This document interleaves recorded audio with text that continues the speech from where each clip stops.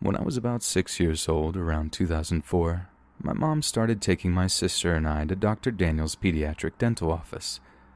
The dental center was located inside a giant yellow mansion that also doubled as Dr. Daniel's house.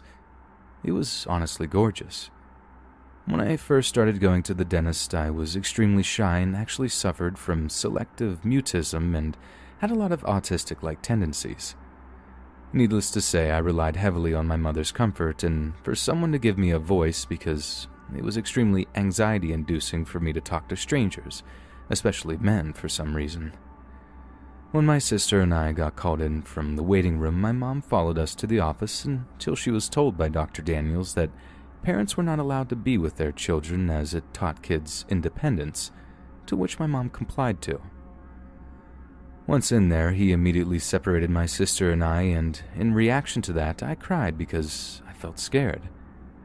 Dr. Daniels did not like crying, so he grabbed me and put his hands over my mouth and nose, shook me, and aggressively warned me that if I continued to cry and scare the other kids, that he would make my situation a lot worse. Obviously, this just scared me even more, so I started to cry again.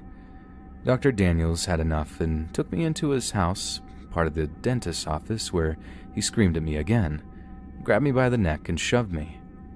His hygienist, Judy, came over and told me if I continued to cry, she would spank me so hard I wouldn't know what had hit me. Afterwards, he gave me a juice concoction and left me alone in his house for about 5 minutes until he took me back into the dental office and did work on my teeth. I guess I just instinctively knew that if I wanted to survive, I just had to act like I was not terrified and hold on to the tears. All I wanted was my mommy. After the first appointment, my sister and I told my mom that we were scared of the dentist and that he was a mean man, but she just took it as me being an anxious child, so we continued to see him. Each visit was just as terrifying. Every time we pulled into the mansion, my heart just melted away inside my chest. I was so scared. It was no longer pretty to look at. Every time we went to the dentist, Dr. Daniels, or the tooth man as he called himself, always had us have heavy dental work procedures done. We had seals done on several baby teeth and plenty of teeth removed, some with his fingers with no regard to pain level at all. And often when having a tooth removal or seals done, your mouth had to be open with a retractor. He would leave us there with the retractor on for about 45 minutes or so before he came to work on our teeth. Sometimes he would eat his lunch while we sat there with our mouth open. Probably one of the worst pains I had ever felt in my life. I remember one time when I was about in 3rd grade, I had been leaned down in the chair waiting for the retractor on for about an hour. I was in so much pain I couldn't take it. I sat up on the chair and tried to scream and cry as loud as I could. Dr. Daniels came rushing over, angry as could be, took my retractors off, and then took me back into his house, where he screamed at me for being a big baby and scaring all of the other kids. I was so sad with myself because I hadn't cried in so long.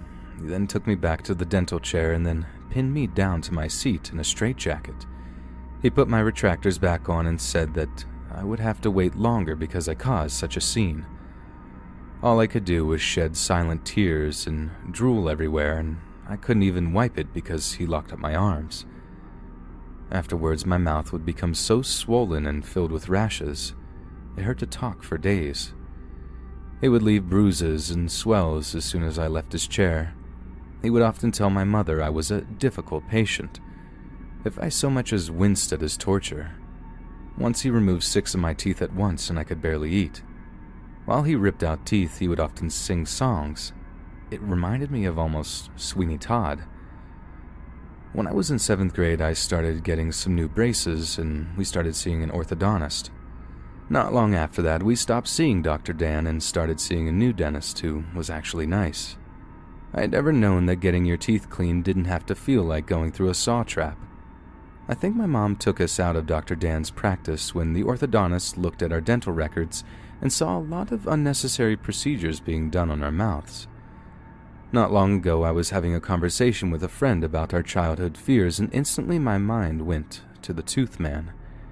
Curious, I Googled him to see what had happened to him, and to my happiness, the practice was shut down. Also left under his name was a Yelp page that is still left up. The page was filled with numerous one-star reviews from former patients that were once abused as kids in his office, using the page as an outlet to express their trauma. I started to cry because their experiences were so close and some identical to what I went through when I was a kid. It was so sad, but at the same time really validating to know that I was not alone.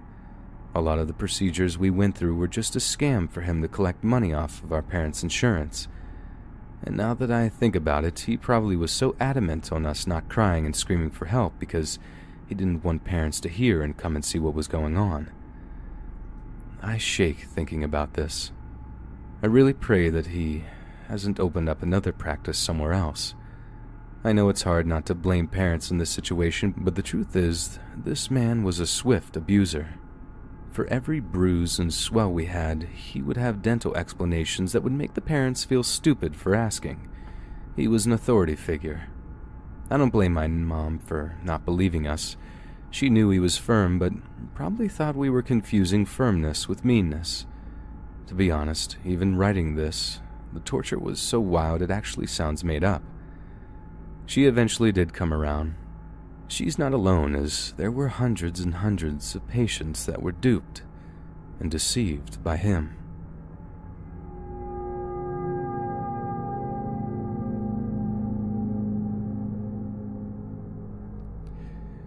So this happened over the span of around a year when I was 15 to 16.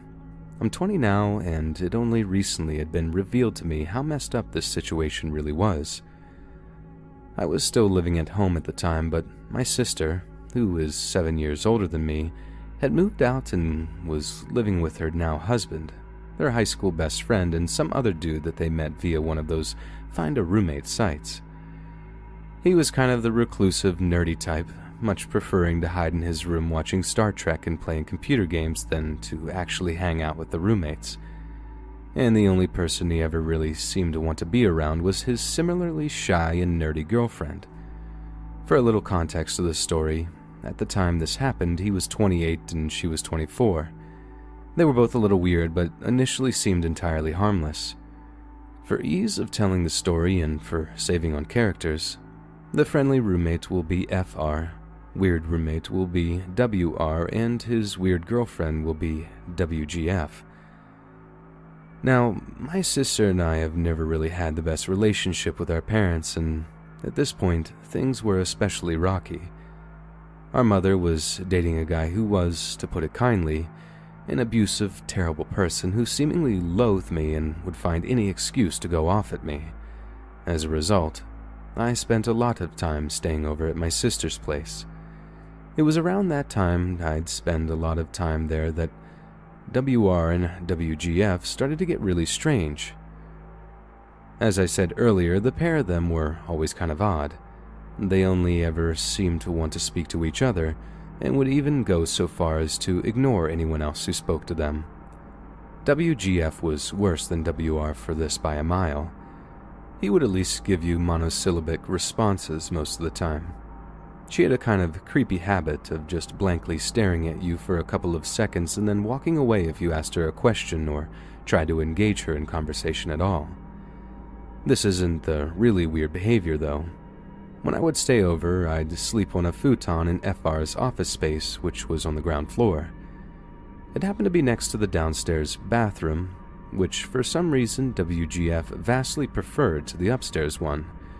She would take long showers in the middle of the night, which is whatever. I'm a pretty heavy sleeper, and she wasn't a shower singer or anything like that, so I generally slept right through them. One night, however, I stayed up incredibly late doing revision and homework and happened to be awake after she finished her shower. I was too absorbed in my task to really pay attention to anything else, but I definitely noted hearing the shower shut off because that was my indicator to how late it really was. Approximately 10 minutes later, I look up from my laptop and there she is.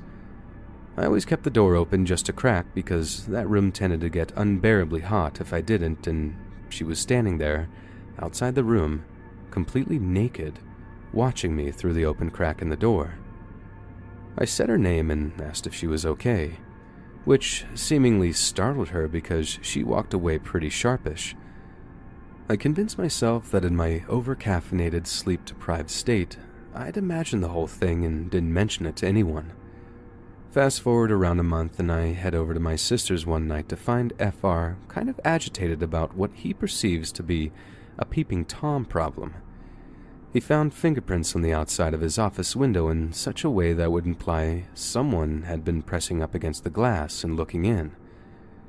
The blind in this room was slightly too small for the window, so you could see in from the outside if you looked through at the sides, and the room was on the front of the house and the window was easily accessible from the street. He'd become concerned that some random passing pervert had been spying on him while he was having a private moment, so to speak, in his office, or else some potential burglar had been sizing up the joint. The police were called, but as they didn't have any external CCTV at this point, no evidence could be provided and ultimately not a lot could be done. To combat this escalating further, FR installed both internal and external CCTV on the house. This was installed whilst WR and WGF were away on a holiday, and I guess everyone just forgot to tell them about it. Another couple of months later, I go to my sister's to find WR's room empty and informed that he has moved out.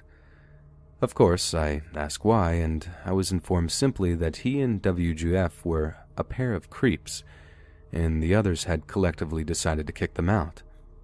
Apparently, her watching me through the office door was not a one-time incident. The CCTV footage showed that she regularly made a habit of standing and watching me through the cracked door, sometimes for as long as 20 to 30 minutes. I was just usually asleep when she did it. Not only that, but the fingerprints on the window had quite apparently been from WR, standing outside and watching me after I'd showered and was hanging out in just a towel, which was a less regular occurrence, but apparently was caught on camera enough times for it to be concerning. As if this wasn't weird enough in and of itself, I was recently hanging out with my sister and her husband, and he passed a comment about how he wishes that they'd told me the full story at the time so I could have chosen to press charges. I asked what he meant by that, and he revealed that not only had they both been secretly watching me, the CCTV also showed that they'd mess with food and stuff that I bought, including clips of him licking all of my apples, her spitting in my orange juice, even dumping regular cow's milk in my lactose-free stuff, which explained why I had a period of feeling really sick from nowhere. To top it all off, apparently when FR barged into their room to confront them about it, he not only found that several shirts I thought I'd misplaced elsewhere had been stolen by the two of them and literally hung up on their wall, she had done several drawings of me sleeping and written a poem called Ode to Me, whose contents I don't know and don't really want to know. Apparently, FR gave them an ultimatum of, "You have 2 hours to get out of this house and never contact her or me again or any of us, or I'm calling the police." And they took the former option. They've never tried to contact me subsequent to this, but I feel sick thinking of what they were potentially planning.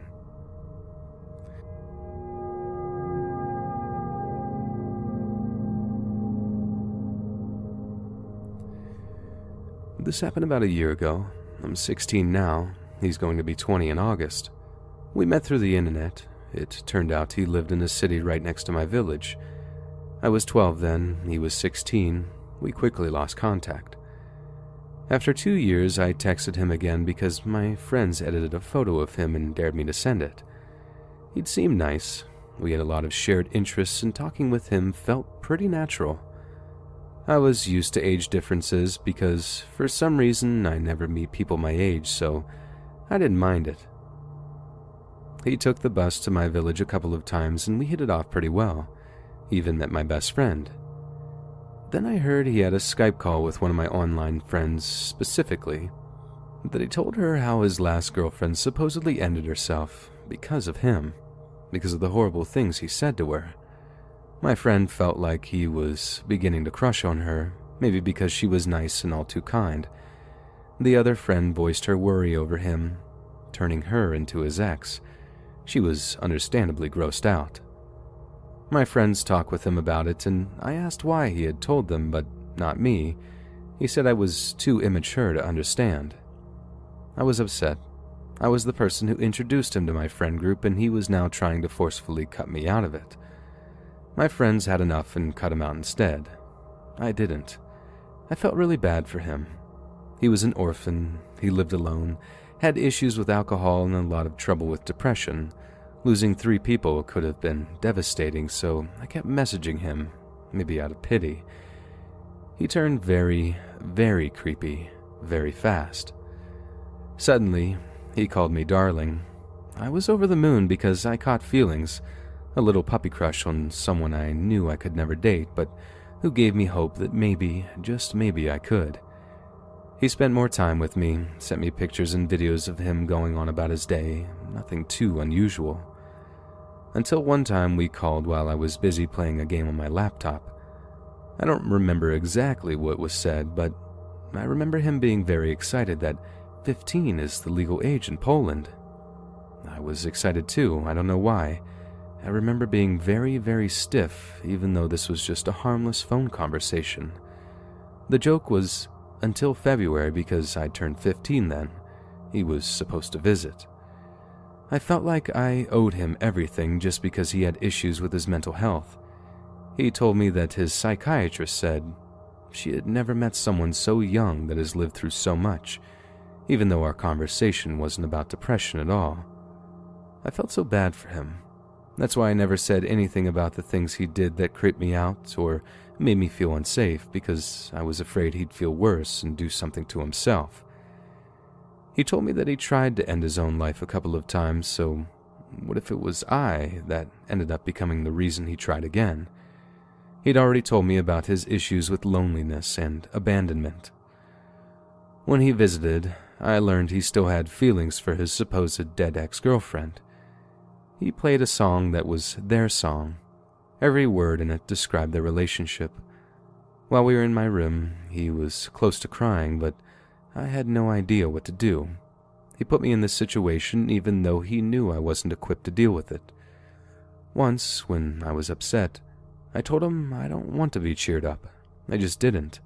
I wanted to be alone, so he sent me tons of texts, pictures, and cheap cheer-up lols, things he found on his phone. It was the one time I sort of created a boundary, and he broke it immediately with a "oops, sorry, too late" message following. I had a school trip in October, and I had a good time. From what I remember, but for some reason I just lost all of my feelings for him then and there.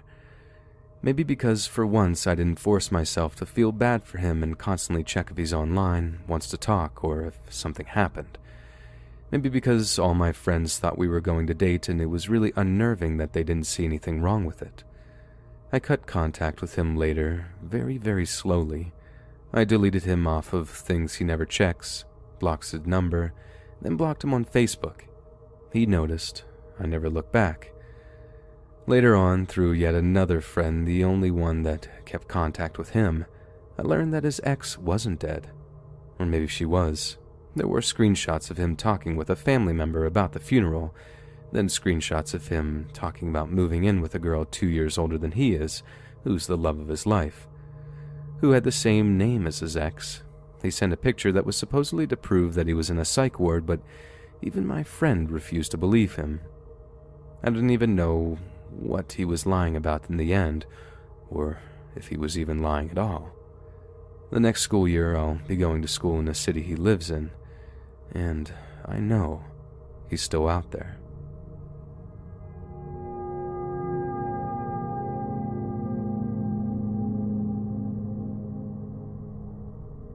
For context, I'm from Germany, and the legal age to drink here is 16, for beer and wine, and 18 for liquor.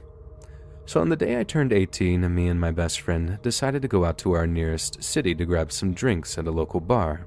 This is quite popular, but since it was a Tuesday night, on school summer break, there weren't that many people around, so we just enjoyed spending time together, meanwhile sipping on some margaritas. All of a sudden, the waitress, who I actually kind of know because she previously graduated from a school I went to, comes up to us saying 2 men wanted to buy us a drink, pointing at a table on the other end of the outdoor section. At this time, it was around 10 p.m., and even though it was midsummer, it started to get dark, so we didn't really see what the guys looked like at first. We just thought, yeah, screw it, why not, and went over to thank them. At this time, I recognized that they were a younger-looking guy in his early to mid-20s max and a middle-aged man that was obviously already intoxicated. The younger guy, let's call him Tom, asked us to take a seat, and since he seemed like a nice guy that wanted to chat, we agreed. So as we were talking, getting to know each other a little bit, I noticed the older guy intensely staring at me, like he didn't even blink. I looked at him as I noticed him, and it was then when he said, "How old are you? You're so beautiful. Do you even know how beautiful you are?" I told him I just turned 18, laughed it off, clearly being uncomfortable, and thanked him for the compliment, since I knew he was clearly drunk, and tried to change the subject. As we were talking about life in general, Tom tells us that the older guy is actually his neighbor, who was currently going through a divorce, and so we wanted to distract him with a night out. We thought it was sweet of him to help this guy going through a hard time. Then he mentions his neighbor is an architect, encouraging him to maybe talk about his interesting profession rather than creeping on a freshly 18-year-old, because at this point, he was constantly interrupting our conversations to tell me kind of inappropriate things like how sexy and special he thought I was. Then the conversation turned dark, real quick. The guy started to talk about how he doesn't seem to have any sense of life anymore and that he wanted to end his own life. I also struggle with a lot of depression since I was a child, so I wasn't super freaked out. I was more like feeling sad for the guy and tried to calm him a little bit, while texting my best friend that was just seated next to me on how we could maybe get out of that situation. But then he said, "I can't. I just want to end it. I have a knife on me right now. I'm going to do it right now." Threatening his life, kind of begging us to tell him a reason not to end his own life right in front of us. Tom at this point just started to apologize to calm him down. Didn't really work. I mean, I felt sad for the guy, but we had just met him maybe 1.5 hours ago, and you never know what an intoxicated man that claims he has nothing to lose that also carries a knife on him is capable of. Me and my best friend, being scared now, come up with a plan over text to fake a call from some male friend of ours that we wanted to meet up. So she changed his name in her phone quickly to a guy's name, and I called her, while hiding my phone in my pocket of my vest, and let me tell you, this chick performed the most realistic phone call I had ever witnessed. So good, actually, that for a moment I was like, wait, is she really calling me, or did she find a friend to call? At that point, the man is just begging us not to go, making us even more uncomfortable. But we just apologized ourselves, and as we were about to leave, Tom asked me for my number. I wanted to leave quickly, so I gave him my number, which he called immediately to make sure it was legit, of course, but blocked him right after he texted me. If you ever read this, Tom, I'm sorry. You really seem like a sweet dude, but this night was just not it, Chief. Me and my best friends still kind of joke about it till this day, how quickly, from 0 to 100 it went that night, and how we were definitely not prepared for this. Nothing happened to us that night, but it was frightening nonetheless. Stay safe, ladies and gentlemen, because even though nothing happened to us in particular, you never know what people are capable of.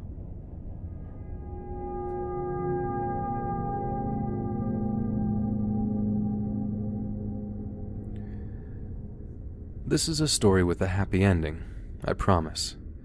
It's a recount of some unsettling events I went through during my college years, as well as the most amazing example of the bro sixth sense I have ever witnessed. So without further ado, meet Kevin. Kevin was a colleague of mine and was in the same group as me, which meant we had maybe 5 to 6 subjects per year together. Kevin was odd. Not that there was something wrong with him physically. He was adorable. A bit nerdy, a bit on the shorter, scrawny side with blonde hair, big blue eyes, and like 3 fluffy hairs on his chin instead of facial hair. If I had to compare him to something, I'd say he looked like a cute, soft baby chicken, if baby chickens were mentally inclined to grow into serial killers. More on that later. At first, I didn't really notice him. There was a lot of people in my class. Everything was new, and I personally did not know anyone, except for a guy named Harper, whom I knew from my sports days, as we often competed against each other, exchanged colorful insults on the track, and then go get drinks together. Harper will be important later on. So, as I've said, I only knew Harper there, and there was only 6 other girls in my class, as I've attended classes that held little interest among the female college population. During that time, I made friends and got really chummy with 3 more geeky guys. Zachary, whom I even casually dated for a short time. Steve, we realized our mothers went to college together too, instant friendship. And Rick, with whom I shared many interests. So to count it down, important guys so far: Harper, Zachary, Steve, and Rick. These are important. These would later become my personal army. And then there was Kevin. Cute Kevin, whom I made the mistake of asking if he had any notes picked up from the first half of a lecture I missed because I overslept. And Kevin speak, "Hey, got the notes from this morning?" Apparently translated into, "I have interest in you, oh magnificent Kevin. Nothing would make me happier than knowing I have caught your eye, so please, make sure I am never left without your presence again, for I cannot bear it." I borrowed his notes, partially copied them, and returned his notebook back. What I didn't see was that Kevin then sniffed the notebook when I had my back turned. Zachary noticed it first and snort-laughed about it later because my first reaction to it when he told me was to sniff myself and see if I stank or something. I was young and naive then, so the sniffing was less what's wrong with him and more what's wrong with me, and that's where it all went downhill. All the next few weeks, Kevin would always be there, never talking to anyone precisely, just kind of staring at me when we were in class, when we had breaks and went for coffee to the shop outside. And then he started showing up for classes we did not attend together and said he simply arrived too early for his later classes. He never participated, just sat there in the back. Also, Kevin had a sort of aura about him.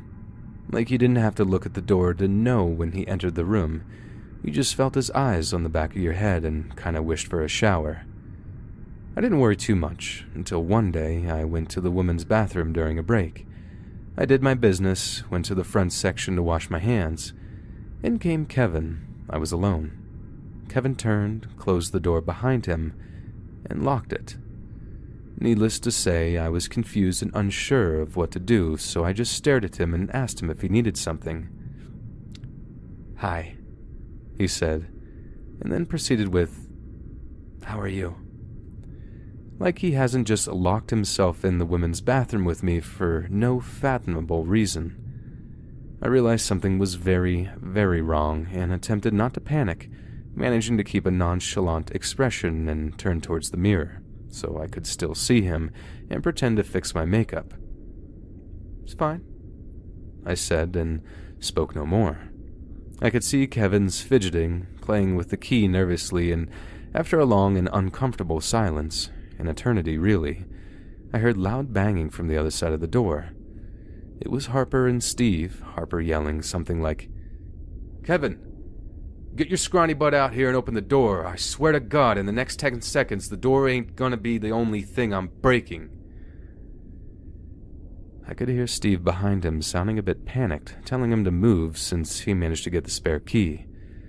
Kevin paled and stepped away, the key he had falling somewhere to the floor. Steve and Harper unlocked the door, and Harper jumped on Kevin like a primate and knocked him to the floor, while Steve and Rick, who was there as well, got inside and all but dragged me out of the bathroom area. None of them wanted to tell me what or why or how any of that happened, but I pushed at the weakest link, Rick, when we were alone, and found out that a whole hour prior to all of that, Rick overheard Kevin asking one of the on-campus students, the guys who got some extra cash if they help with paperwork, fixing and cleaning the campus, for the ladies' bathroom key, and paying him for it. Rick didn't know why Kevin would need that key, but knew that Kevin was a weirdo, so he figured it couldn't be good. Later on, Steve was looking for me and asked Rick if he had seen me, and stuff kinda clicked for Rick. They asked around and people told them they saw me go to the bathroom area and I didn't come out yet. More confirmed, they saw Kevin going there too and joked that there must have been a makeout session going on inside. Steve immediately connected the dots.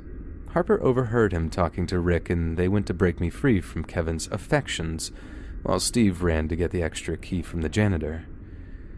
Kevin appeared with a light black eye in class 2 days later and just wishing to forget the whole thing. I pretended he didn't even exist. I wish this was the end of it. Be a week or two went by, I figured he'd learned his lesson, he's leaving me alone. But then he got the wind in his sails back for some reason and proceeded with attempting to sit next to me in class. He was so insistent that Zachary got involved and now the guys, Harper, Zach, Steve, and Rick, made a timetable. So 2 and 2 would attend classes at all times when I was there, so each could sit on either side of me. I never asked any of this of them, they just insisted. After a few failed attempts, Kevin gave up and settled for sitting in the back, glaring at my back and the 2 guys on duty that day. I wish this was the end of it. 2 weeks of that later, Kevin either didn't show up for class or left early. I hoped he found some other interests and that it was finally over. Not quite. I noticed Kevin was now following me to the bus station. It took just one time to see him standing inconspicuously behind the newspaper stand to freak out and call Steve as he lived nearby. Steve picked me up and drove me home. The next morning, Harper called me around 9 a.m. and went, "Are you in my class at 10 a.m. today?" "Yeah." "Well, pack your stuff and wait for me at the end of your street. Kevin is waiting for you at the bus. Steve just called me." This went on for some 5 days as the guys extend their bro services to now accompanying me literally at all times before, during, and after class. Just to point out yet again, I am eternally grateful for it. These 4 dude bros of mine were like the 4 horsemen of the apocalypse, all business and vengeance, and it was amazing and have probably saved me from a lot more problems with cute Kevin. That day, Kevin showed up to class looking somewhat roughed up, but now stared at me with so much hate I could barely cope, and finally, after some advice from Harper and Rick, decided to bring this stuff to college authorities. The pro dean immediately transferred Kevin to a completely different group, so our classes never overlapped again. I stopped seeing Kevin all the time and reached my final year in college. By now, Zachary and Steve moved away. Harper finished it early and no longer attended classes, so it was only me and Rick now, but it was okay, since Kevin was no longer there. I wish this was the end of it. Rick and I finished college, graduated, and decided to celebrate by visiting a medieval fair in Rick's hometown that summer. We agreed to get some drinks for old time's sake. All was well. We had a great time as we toured the fair a bit, and suddenly, Rick, the sweet, polite Rick, goes, "No way. If that ain't Kevin." It 'twas Kevin. Cute Kevin is there staring at us, then turns on his heels and leaves. We saw him a few more times. I started to panic, thinking he's following me again, so Rick was already dialing a few of his friends to come over, but Kevin suddenly got lost, and I never, ever saw him again. Carry on, Kevin, you creepy little chicken. Hope you learn to function in society by now.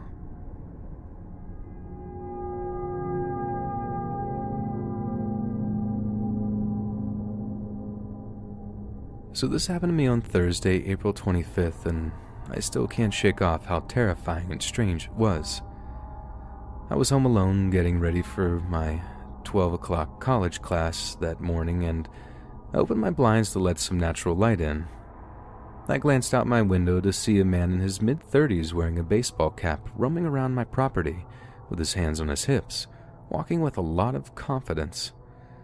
Our yard is kind of like a cliff, and it looks over our 5 acres of property down below. I live in the Pacific Northwest, so it's pretty scenic. I was really confused and thought maybe it was a worker that my mom had hired for renovations on the house, admiring the view. I'm a little bit uncomfortable at this point because the dude walks to the side of my house out of sight.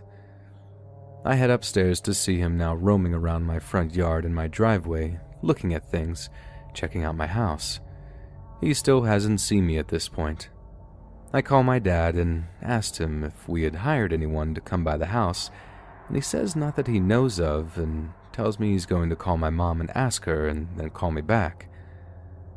I'm waiting for the call when I notice this strange dude's car. It's a white Honda with no license plates, just parked parallel to the front door. The dude still hasn't seen me and he's still wandering around, so I take this as an opportunity to remember that we have a security system and I armed it, so if he did try to break in, it would immediately alert the police. If this was some sort of professional or worker, he would have rang my doorbell or knocked at least once. He did neither. Just then, I get a call back from my dad saying neither him or mom hired anyone to come by today and that I need to call our local police station immediately. I went back downstairs after making sure to lock every door and window upstairs and calling my city's police station. I explained to a woman on the other end what is happening and she decides that she's not going to send an officer out and instead gives me a number to call their emergency dispatch line and told me to talk to them. I call the number she gave me and immediately I get an automated message saying, "Thank you for calling my town's name, not emergency hotline. Nobody is available to take your call right now. If this is an emergency, please hang up and dial 911. At this point, I'm really irritated because 15 minutes has passed and this weird dude is just lurking around my house while I'm home alone, and apparently that wasn't enough to warrant an emergency to the lady I called at my local police department. I hung up and decided to call 911. After getting in touch with the 911 operator, I was asked a series of questions about his appearance before they could even alert officers near me to start heading toward my house. The whole thing seemed really weird.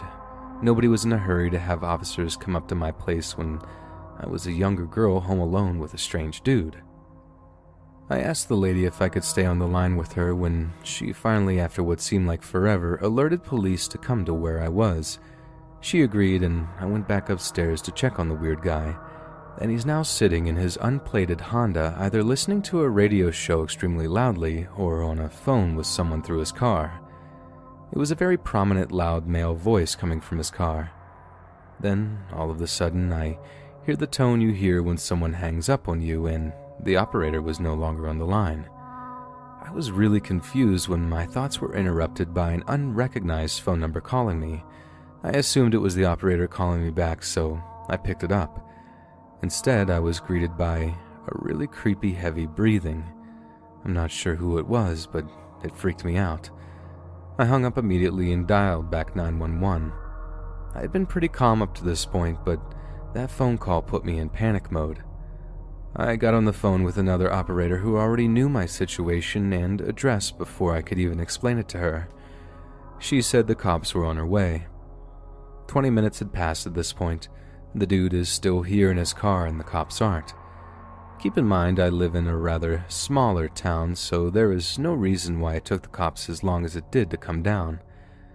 Finally, this dude is leaving my driveway right as the cops pull in, and they stop him and ask him a few questions. A cop then comes to my door and hands me a sketchy-looking flyer saying it was just a landscaper. He'd said he had an appointment. I was really relieved and irritated that it was just a dude my mom had hired, until I realized it wasn't. I called my mom back and said the cop said it was just a landscaper that you hired and that he had an appointment. My mom replies with, "I can assure you that we never hired a landscaper. We don't even need one."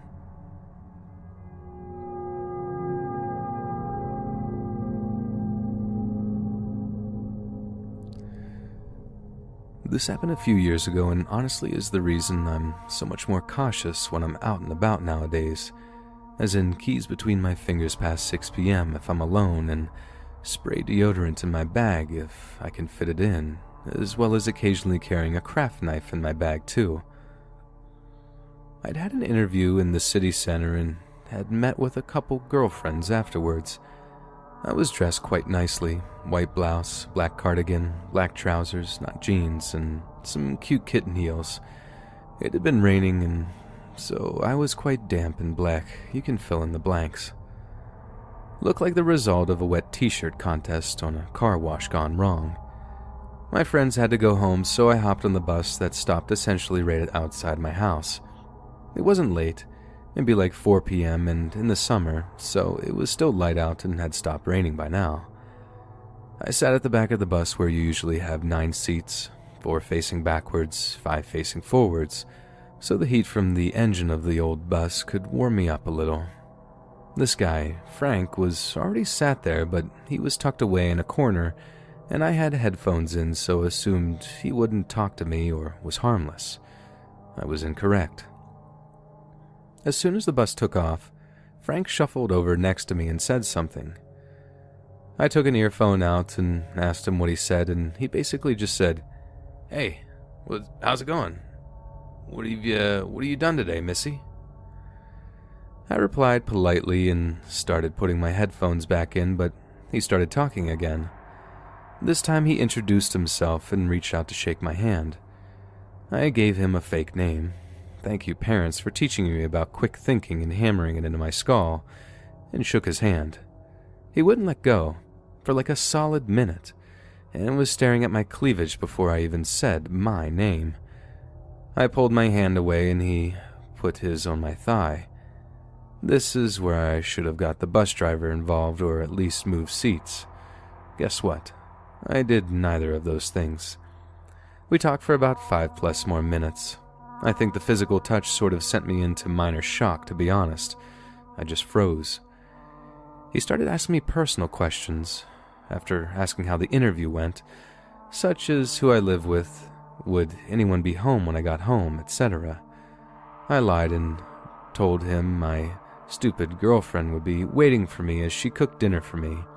I was hella single, but he didn't need to know that. As all creepy old men on buses do, he started asking about our relationship. How long we had been together. Would we get married? Did we want kids? Would we need a donor? Your usual nonsense, really. While he was asking all this stuff, a young guy, Sam, who was maybe my age at the time, had gotten on the bus, made eye contact with me and sort of half smiled, then went back to the top deck. So after Frank asked the somehow line-crossing question of, "Will your girlfriend be waiting for you in the shower?" I stood up and told him I'd recognized a friend, go upstairs, and practically ran up the stairs to the top deck where I explained everything to Sam. He let me sit by him in case Frank came upstairs after me. The question was line-crossing for me, I think, because of the way he stared at me when he said it. I was vividly remembering him licking his lips and clearing his throat and everything. It was vile. I got home about 5 minutes after going upstairs. Frank was thankfully no longer on the bus. When I got into the house, nobody was home. My parents and sister were all out elsewhere, and I tried calling them all, but nobody answered. So I cried and shook and threw up, alone, for almost 2 hours. I was a shaky mess even when they got home, and had nightmares for weeks and saw him everywhere I went, although when I checked, he definitely wasn't there. Never saw him again and wrote in a report to the bus company, I think, telling them the day and rough time I was on the bus, where I sat, and roughly what he looked and I looked like. I honestly got the creeps just writing about this, even though I've wrote about it briefly in an Ask Reddit comment in the past.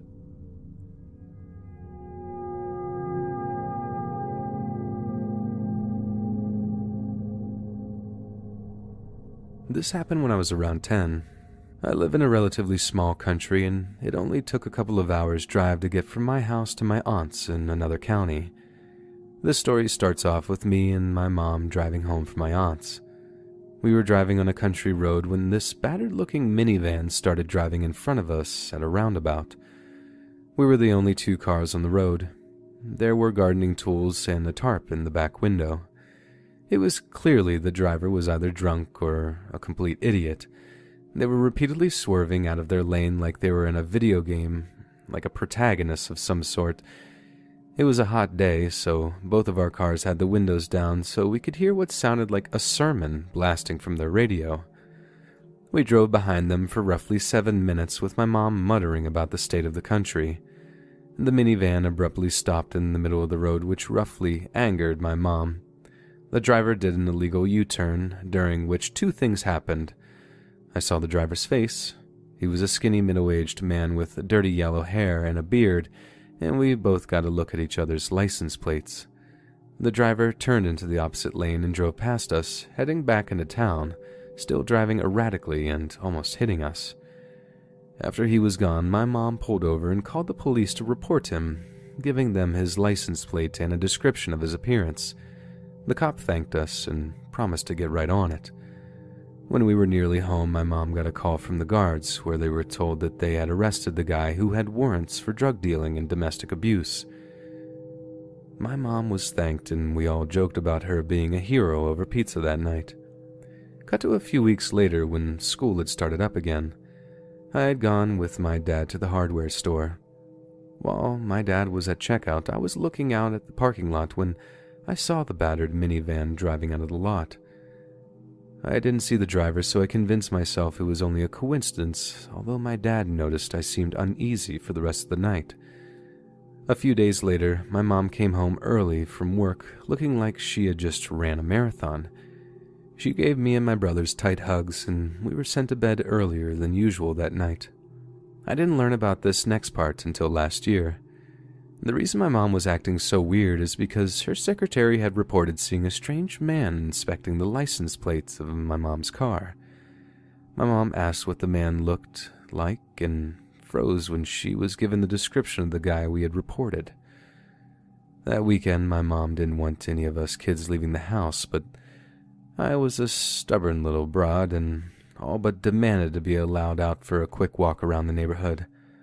While I was out and roughly 15 minutes walk away from my house, a vehicle drove past me. It was the minivan, and the same man was in the driver's seat, giving me a friendly nod. As soon as he was out of sight, I ran back home and told my parents, who immediately bundled all of us into my dad's car and drove to stay the night at Grandma's. I was put in the guest room but had 0 chance of falling asleep, so I was wide awake for all the drama that happened that night. My parents called the cops and informed them about the man stalking us. A couple of hours later, a squad car pulled up outside and the officers told my parents everything. When they arrived to our house, they had discovered the front door had been forced open. Some of our nicest possessions had been smashed and were left in shards on the floor. And that's not the worst part. The worst part was where the police found the man. In the pantry, holding what a female officer described as the biggest knife she had ever seen.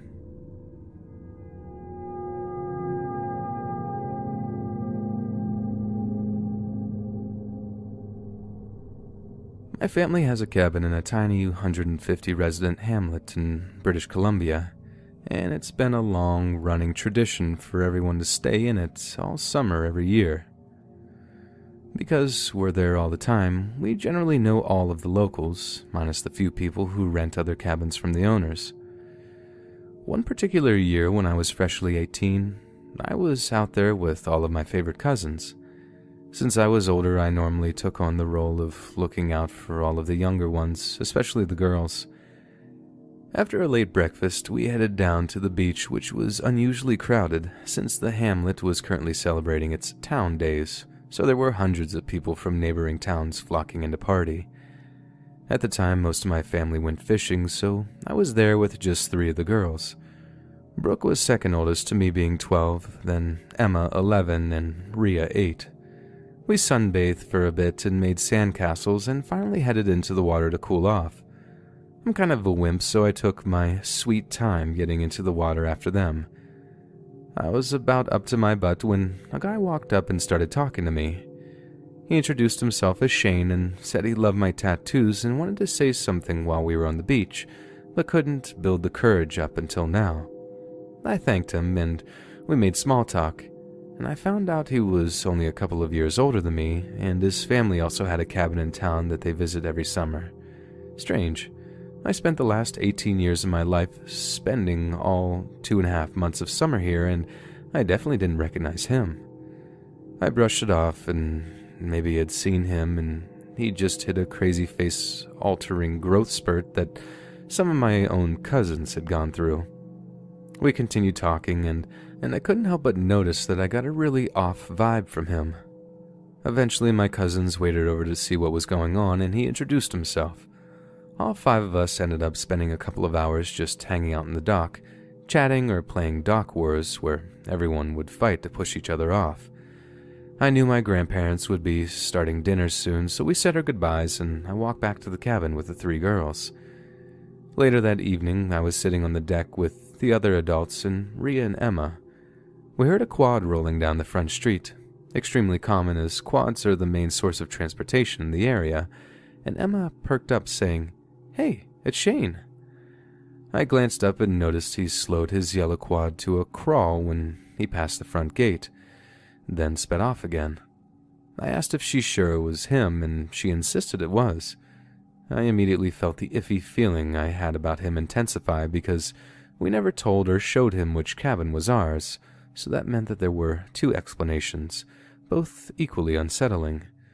One, he would have had to have followed us back from the beach, which I know was entirely out of his way home since he told me where his cabin was. And 2, he could have been cruising around trying to spot me and spot which one we were in.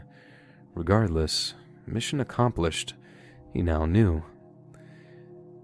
The next day, the same 3 cousins wanted to hike to the rope swing, which was 3 miles down the Trans-Canada Trail that ran directly behind the cabin. I, of course, volunteered to take them. It sounded fun. We exited into the trail through the backyard, and just as we were reaching the old trestle bridge, now just a rickety old footbridge, we see a yellow quad coming towards us. We moved out of the way, and he stops in front of us, and I see it's Shane again. The typical "hey, how you doin's" happened, and before I could stop her, Rhea tells him we're going to the rope swing. I didn't want him to tag along after he went out of his way to find our cabin last night. Thankfully, he said he was heading into the bigger town just now, so we parted ways quickly. 20 minutes later, we're nearing the halfway mark of our journey. For probably the 30th time that day, we heard a quad coming up behind to pass us, so we move over. As soon as he passes, I see it's Shane on his yellow quad. Awesome. Guess he decided to join us after all. I'm not confrontational, so I smile and wave to be polite, and he responds by intentionally spinning his tires to spray us with loose gravel and dirt and then speeds off. What an idiot. My bad feeling about him shot way up, so we turned around and decided to just go to the beach instead. At this point, Brooke told me she didn't like him and he gave her the creeps, while Rhea and Emma chimed in with, "Yeah, he's weird." I'm glad they already knew to listen to their instincts as well. The next few days were uneventful. We only saw Shane in passing on his quad, but I no longer waved at him after he pulled his little gravel stunt. The 3 girls would always alert me and each other if they saw him, which I was thankful for, because he started acting a little hostile when he passed us. He would slow down and crawl past us close enough to almost run over my feet, then speed off while giving us, or just me, the finger. Keep in mind, I was never rude to him. Everything seemed cool when we hung out the one time, and I kept my nicest face on despite being uneasy about his presence, yet he seemingly had some vendetta against me. Maybe I accidentally let on that I didn't want him to join us at the rope swing. I'll never know. About a week later, I was sitting on the deck reading when a group of the kids wanted to go to the general store for candy. I opted out this time. My book was getting really good, so my uncle took all 7 of them to get the snacks, and I jokingly said to watch out for yellow quads. 15 minutes later, I hear kids yelling with the distinct voice of my uncle, and they run up to the driveway saying, "Shade trying to run us over." What? I asked what had happened, and my uncle tells me that while they were leaving the general store, he had spotted the familiar kids and apparently made a beeline for all of them, speeding up. My uncle stood between the quad and the group, and Shane had turned away the last second, missing them by inches. Immediately, all of the adults were in a rage, asking who this guy was and why he had done that. The four of us gave the lowdown on him and they told us to avoid him. Obviously. We discussed reporting it since it was bordering on violence, but we decided not to for a couple of reasons. One, other than his first name, I had absolutely zero information on him. Two, in a small hamlet 1 hour away from the nearest town with emergency services, cops were very, very few and far between. My grandpa said it was unlikely that they'd even consider it worth their time, so we dropped it. The rest of the trip was great. No one saw Shane again for the remaining days. I thought the weirdness was over, but unfortunately I was wrong. Because of circumstances out of my control, I wasn't able to go back to the cabin next year. The following September, we had a big family dinner, which was the first time I got to see some of my cousins in a year. Partway through the night, Emma and Brooke run up to me and say they saw Shane a lot again that summer. My stomach dropped, and I asked them if he kept up to his usual antics. Unfortunately, he had. Since I wasn't there, I guess he switched his main focus to Brooke. Thankfully, they were smart girls, so they kept avoiding him, even going on missions, as they called it, communicating by walkie-talkies to make sure he wasn't around whenever they went anywhere. It honestly made me sad to hear that these kids had their fun, carefree summer tainted by having to watch out for some idiot on a yellow quad every day. I couldn't believe he was still bothering them. They said they had a couple of more close calls of him speeding towards them, but he never got more than a foot away before turning back around. I asked their parents if it was true, and they were as uneasy as me, saying he would prowl back and forth in front of the cabin in the evenings, to the point where they had to yell him to buzz off. I've been back for the summer getaways off and on since then, but I haven't had any more encounters with Shane. I haven't even seen the familiar yellow quad, which makes me think that he hasn't been back at all. Brooke, Emma, and Rhea continue to make little jokes here and there, like, "Don't let Shane get you," when people leave the cabin. But otherwise, the whole ordeal has been mostly forgotten. As much as I hate the fact that those innocent little girls got caught up in it, I also know it was a great lesson to them to trust your intuition about people and be wary of strangers, especially the ones that follow you home and try to run you over.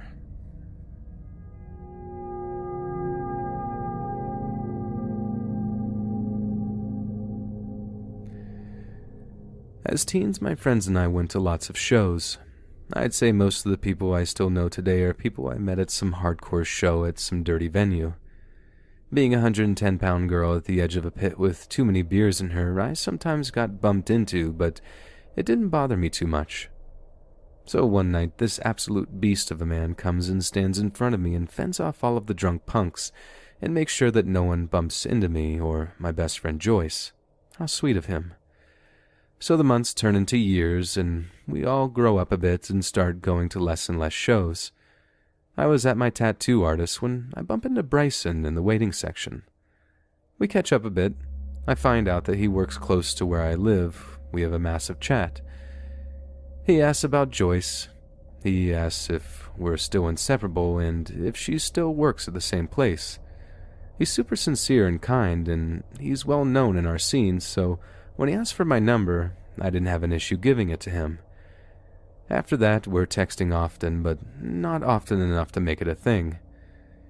Every Time I Die was on tour in my country a few weeks later, and it was during the rainy season of the year. Joyce and I obviously had the time of our lives. Bryson was there, and we had shots with him. If I'm going to tell you how I lost one of my shoes in the mud, I'd be lying, because I honestly have no idea how it happened. I just woke up minus one sneaker and didn't think too much of it. They were old anyways. This is where things started getting weird. I'm at my part-time job when one of the guys from the van store rocks up to my shop. He has 2 pairs of Vans in my size and says for me to pick one. I try to explain to him that I don't have any money for shoes right now, but thanks. He then says, "Hey, don't worry. The guy with the tattoos paid for them already.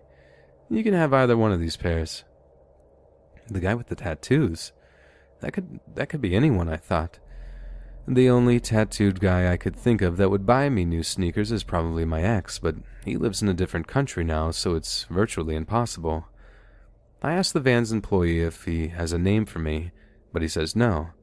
So I pick a pair and decide I'll try and figure out who got them for me when I'm on my break. Just as I'm about to finish work, Bryson meets me at my shop. The guy with the tattoos, I ask him, and he says it was him that bought the shoes. I say thanks and offer to repay him, but he says he would just like to take me for dinner. I politely decline, so he offers to give me a ride home. Weeks and months pass, a random text from Bryson here and there, nothing much. I got a boyfriend, we broke up a year later. I moved out of town and back again. By now, I'm an adulting woman. I run into Bryson at a show and we have a massive catch-up. He seems happy, he's doing well in life. He asks if I still have the same number. He asks about Joyce and if we're still inseparable. I say yes to everything. At this stage, I'm working at a shop in a strip mall. As per what I guess became a little tradition, a package from Vans arrives at my shop. They're addressed to me. My size, not really my style. I message Bryson and he says it's a gift and he'd still like that dinner. Again, I offer to repay him and kindly decline the dinner date. A week or so passes, and he arrives at my shop with 2 bags full of Lush goodies and lunch for myself and my colleague. He says he's been in the area and he felt like doing something nice for me. I felt overwhelmed and said that there's no way I can accept this. He insists. He says how the sales lady at Lush said that she wishes she had a guy buy her so much nice stuff. I offer to repay him still, just dinner. I say to him that I don't want to do that because I feel like I'd be wasting his time and leading him on. He says that he would never think that I was messing with him because he loves me. Loves me? Okay? That escalated fast. I was without words. When he left, I sent him a text asking him to never buy me gifts again. He didn't reply. Fast forward about a month, I'm having a housewarming Halloween party at my apartment. I'm dressed as Mia Wallace and Joyce as Beetlejuice, and we're busy getting ready. I already have a dozen friends downstairs having fun and being social. Suddenly, another friend of mine hammers on my bedroom door, freaked out. "There's a guy with a gun downstairs asking for you." What? A guy with a gun? One of my guests? As I'm trying to figure out what's going on, my housemate bolts upstairs, pushes me into my room, and closes me inside. "Bryson is here, dude. He has a gun." Joyce is hyperventilating. I gave him your address. He said you invited him to your party, but you never sent him the link to your place. I'm sorry, I didn't know. Oh my God." I'm freaking out and screaming at my friends to just call the police. Eventually, my friend managed to talk him into putting his gun away, saying that if he doesn't, we'll call the police, and he doesn't want Bryson to get into trouble. I watched my friend lead Bryson outside back to his car. My last memory of Bryson is him crying loudly, pacing up and down in front of my apartment block, repeatedly hitting himself on the head with his gun. I blocked him from any way of possibly contacting me, and I haven't bumped into him since. I'm not sure if he's in town anymore. Apparently he found a job about 3 hours from here. I ended up moving somewhere else, but I still work at the same place. I hope he's figured out that you can't buy someone's affection, nor scare it into them.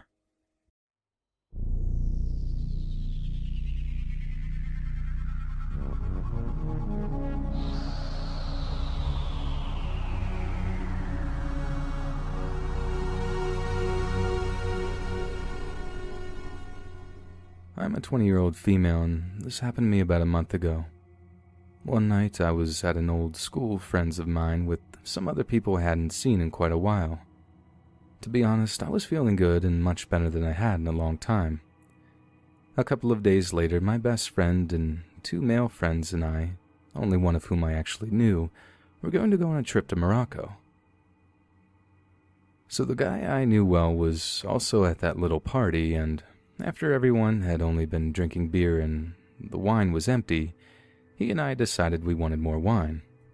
A few of us headed to a girl who only lived a few blocks away to get some more. When we got back, the guy and I downed pretty much one bottle on our own. I must note here that I hadn't had a drink for about half a year before that, so it definitely had somewhat of an effect on me. Soon after that, everyone decided they wanted to go home. I didn't realize what time it was. One of the other guys and I could ride our bikes together for a while before he had to go straight ahead where I had to go to the left. He asked me if I was okay going on my own, and I laughed and assured him yes. We separated, and I had turned on some music to listen to over headphones. I took my usual route, along smaller streets before taking a path along a lake. I always took this path home whenever I had been out. Along the lake is this creepy statue of a boy holding a fish in his hands, which has always given me this weird feeling. But tonight it was way more intense. The feeling didn't leave. But I quickly brushed it off for being somewhat drunk for the first time in a while and returned to the happy thoughts I had about the nice evening and the upcoming trip. Because of previous encounters and some things that happened to me in the past, I am actually scared very easily when alone and am not this stupid and naive. If I hadn't been a little drunk and so distracted by my thoughts, I would have acted differently. Probably not have gone along the lake at night, which I only did when I was drunk. Thinking back now, I am so thankful this happened on a night I wasn't wasted to the point I could barely talk, which was not a rare occurrence in my teens. As I was about to turn right, going away from the lake, I noticed a young-looking man sitting on the bench before the path separates. He had what seemed like a longboard beside him on the ground, and I immediately thought he was rolling a joint, the way he was positioned and staring at his hands. He was wearing a hood over his head, but I could make out a pair of glasses as they reflected the light of my bicycle as I passed him. I immediately had the feeling that something was wrong with him.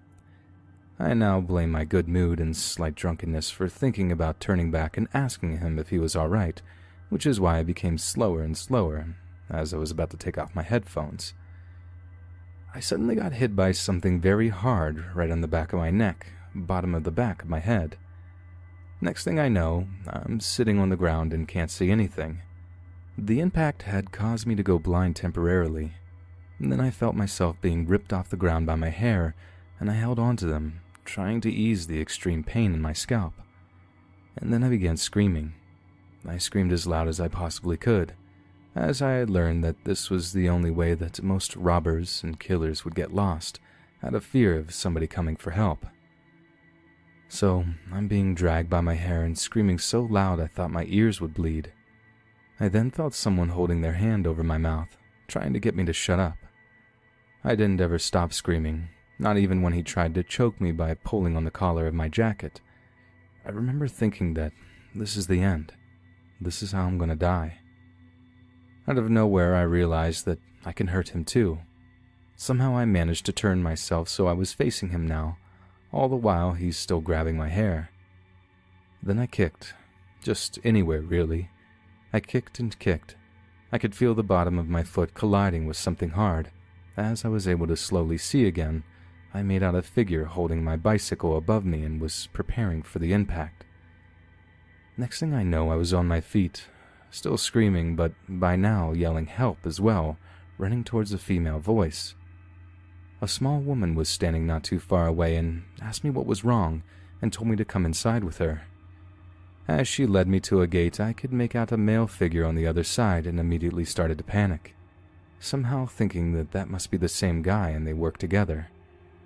But as she reassured me that was only her husband and I realized he was also much older and not so slim, I went into their house where they called the cops. After I had told her everything as well as I could in the state that I was in, I fell into a much worse state of total panic attack for several hours, so she had to tell the policemen what had happened. I heard them say they found a pair of broken glasses on the path, but the guy was nowhere to be seen. I had dealt with the police in my town before, and since they hadn't believed me after a friend and I had been drugged and abused a few years ago, this just made my panic worse and worse, as I thought no one would believe me now, too. My parents had to come and pick me up. I stayed in this horrible state of panic for another 2 hours before I could go to bed. only to fall right back into when my mother opened the window and I could feel him standing right behind me. I screamed and cried, and after some time I did finally calm down. The next day my mother combed my hair and she pulled out whole strands of them. I did go on the trip with my friends, thinking it would be better than staying so close to where this all took place and being swallowed by fear. I still believe it was the better decision, but I could never stay alone with the guy I don't really know, as he was also wearing glasses and was about the same build as the scumbag who attacked me. After going to the police and making a statement, I have been told that they most likely will not find him, but they did have his DNA since they had found the glasses. So, if he ever did something like this or any kind of crime again and would be caught, he would be charged for this assault as well. I just really hope that I, nor any other person, never encounter this guy again.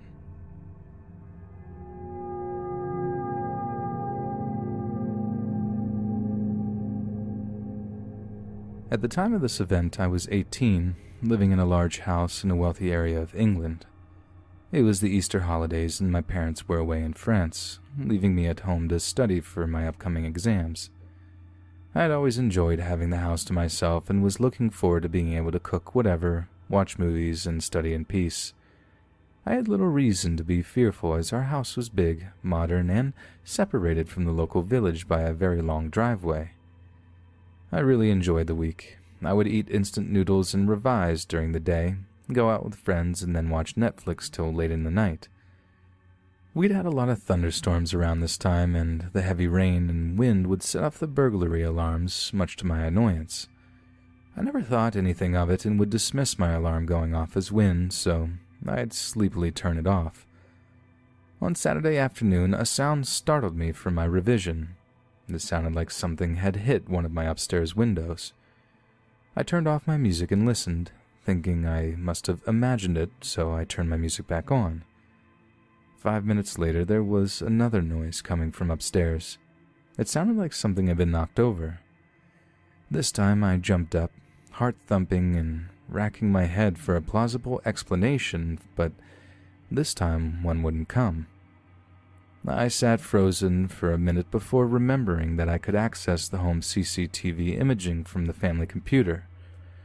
I checked the last hour and there was nothing, so I instantly relaxed and laughed at myself for being so scared. Little did I know my jumpy instincts were about to save me. I started cooking dinner. The kitchen faces a set of glass doors on the far side of the room, and it was now nighttime, so the glass reflects the light of the room and attached hallway. I'm in the middle of serving up the food when I glance up to see not only my reflection, but one of a man standing in the hallway. He was short and scruffy and had something I could not make out in his hand. He was staring at me through the reflection, motionless. My body went into flight mode. I ran across the kitchen to the back door and flung myself through it, running terrified down my road. Fortunately, I had my phone on me and called the police. I didn't see the man emerge from the house as I hid behind a bush in the driveway. Everything felt like a blur as the cops checked the house. They found nothing, and I started to wonder whether I just imagined it. It wasn't until an hour later that I found out the information that would haunt me for the rest of my life. The police checked the CCTV and found the footage of the man entering the house. He entered on Thursday night, 2 days before this incident happened. The unwanted housemate was soon found after and identified as a local homeless person. The incident was expected to be a burglary gone wrong. He was sentenced and is no longer a threat. However, I will never be comfortable being home alone again.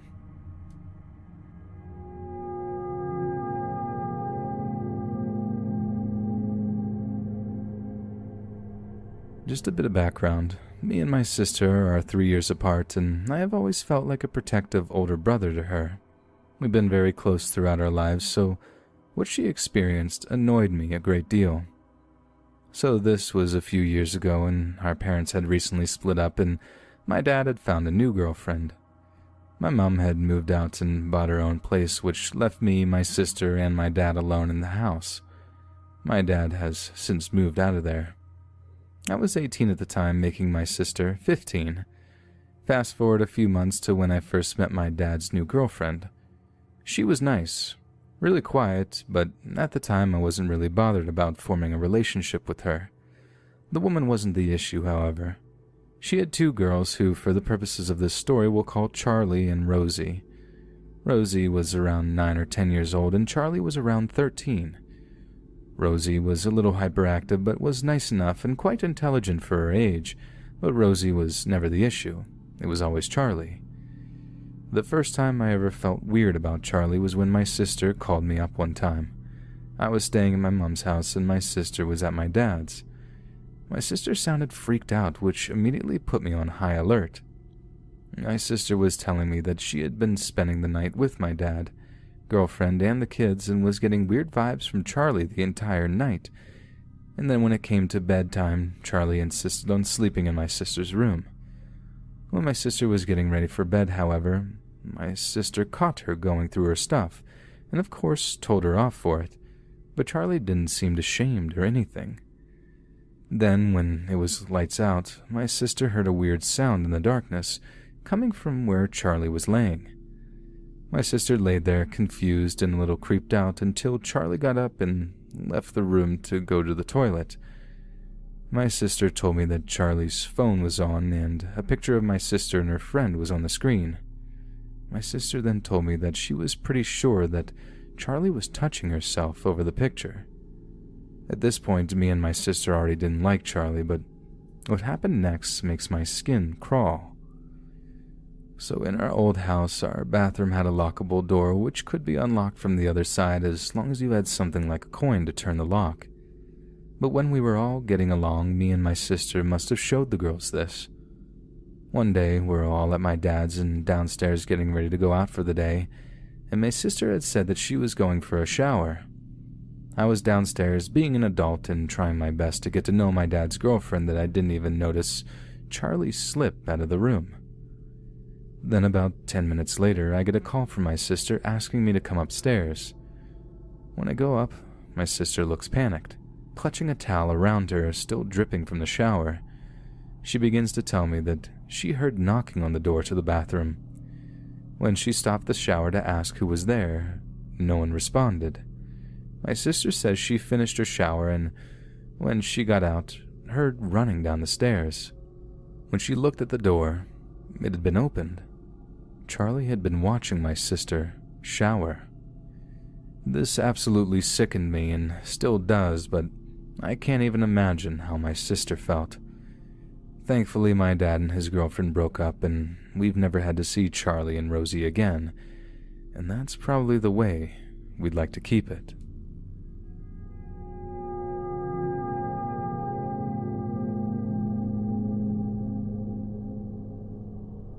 A few months ago, I started working the breakfast shift. This means that every time I work this shift, I'm the only person in the department for a minimum of an hour.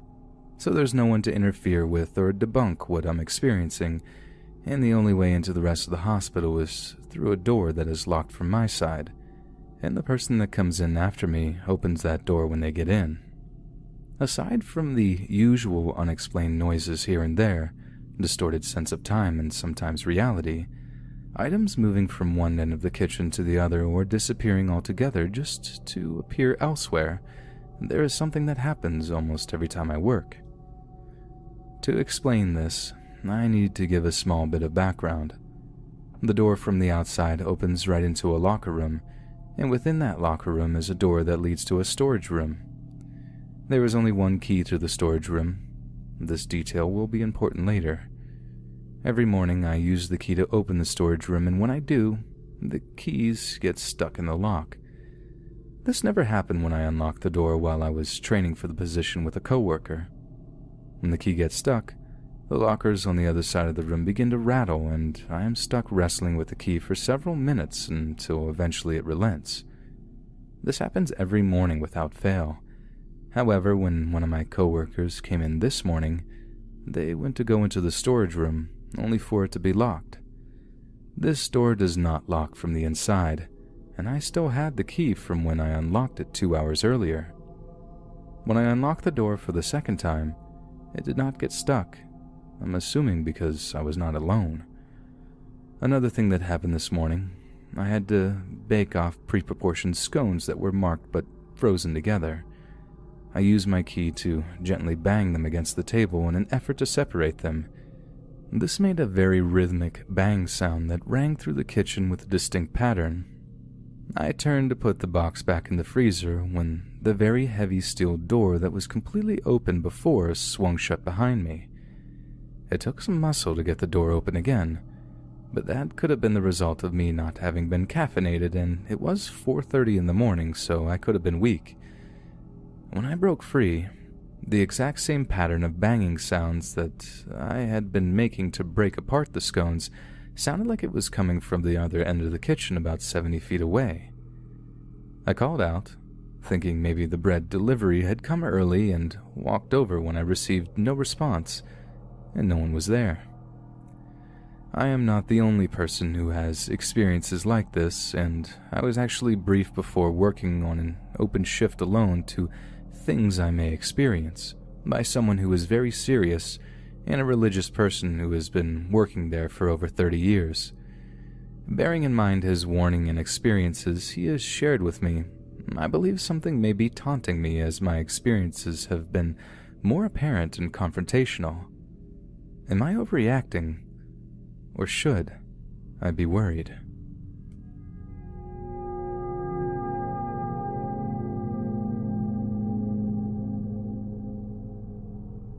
Back in the late 90s and early 2000s, I worked as a maintenance custodial individual for a school and a church. They were located on the same campus with the chapel, offices, kitchen, and multi-purpose room for dinners, events, etc. This was also a brand new school, and the building connected to the school with an area which one set of steps to the gym and another set of steps downstairs, which was the cafeteria for the school. The cafeteria had a kitchen, and outside the cafeteria was a hallway which went around, as there were doorways to other rooms, locker rooms, bathrooms, and another stairway that had a pop machine next to it, which led upstairs. This will be important to the story a little bit later. As you went up the stairs, on the other side there was an area outside of the gym, a foyer one way, led outside, and the other to a ramp leading to the school. Both entryways to the gym had lockable gates to secure specific portions of the building. I was working second shift at the school, and sometimes the shift went into midnight and beyond. It wasn't uncommon for teachers to come in and out throughout my shift, no matter how late, to get their prep done for the following school day. One evening, I was coming off the elevator into the main hallway to take out my trash, which was bookended with doors which led to a stairwell on each side, as well as doors to the outside. As I stepped off the elevator, I heard the outside door of the stairwell close. I went to take my trash out from the hall door to the stairwell and to the door which led outside. I was in the stairwell and heard someone running up the stairs. I didn't think too much of it because, like I stated earlier, this was not uncommon for teachers to come in late. It wasn't until I got outside and dumped my trash bag into the dumpster that I realized the stairwell light had been off and that there were no cars in the parking lot. Immediately, I got chills and my skin reacted with goosebumps. It did cross my mind that maybe someone got dropped off, but thought that that would be a strange thing for someone to do at midnight. I went inside and searched the 4-floor building inside and out, and no one was in the building. My heart had been beating hard the entire time, and I was truly creeped out the rest of my shift, and that unsettling feeling followed me home. Fast forward 2 weeks later, and I was doing my nightly rounds of checking doors, gates, making sure everything was secure before I left for the night. This particular night, I was downstairs by the cafeteria and ready to go upstairs on the other side, when I heard the cafeteria's kitchen door slam. Now, I know it was the kitchen door because when you work at a place long enough, you tend to know the sounds everything makes. I froze in my tracks and got chills. I said hello and didn't hear anything, but also didn't want to stick around long enough as the events of 2 weeks before were still somewhat fresh in my head. I was pretty scared at that moment, ran upstairs, locked the other gate, and ended my night.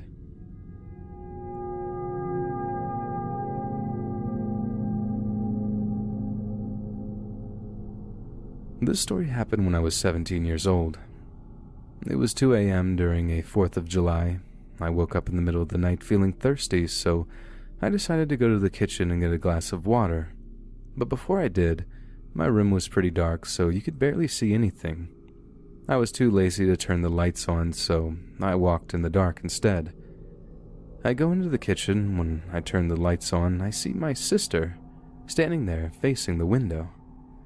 I was a bit confused. I mean, why would anyone just stand there staring at the window in the middle of the night? Unless something was going on, but there was no sign of anything really going on. At first I laughed about it, but then I got annoyed by it, so I told my sister. "Hey. Hello? Dasha? Dude, answer me, man. Stop being weird. And go to sleep. We have to wake up early in the morning and help out with the flood. It's freaking 2:30 a.m. or something right now. Go to sleep." Still wasn't getting any response. Look, whatever, man. I don't want to hear you complaining in the morning about not getting enough sleep. I got my glass of water, went upstairs to my room, shut the door, and went back to bed. I forgot to mention, my sister and I share rooms, and we have our own separate beds, so when I heard my sister's bed move, my eyes were wide open. When I slowly turned around to see my sister sleeping in her bed this whole time, it got me to the point of panic. I said, whispering, "What the? How? If I literally saw her in the kitchen like a minute ago." I didn't want to wake my sister up and tell her because she's a very paranoid person and gets scared really fast. Later that morning at around 11 a.m., me and my sister were up helping my mom cook and decorate the backyard. I thought of telling my sister right there at that moment what had happened earlier that night, but like I mentioned, my sister gets paranoid and pretty scared quickly, so I decided not to tell her and just ignore it. Later that evening, my sister and I were playing games on the PlayStation in the living room. My mom came and told us that they were going to start lighting up the fireworks. Since I love watching them, I asked my sister, "Hey, do you want to come with me outside and watch?" "Nah, you can go. I still want to keep playing." So I ended up going.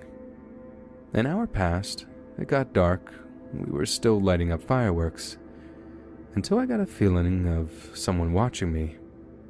I looked across the street to see my sister standing there looking at me, and I turned around to see if anyone else had saw her, but right after I turned back to look at her, she wasn't there anymore.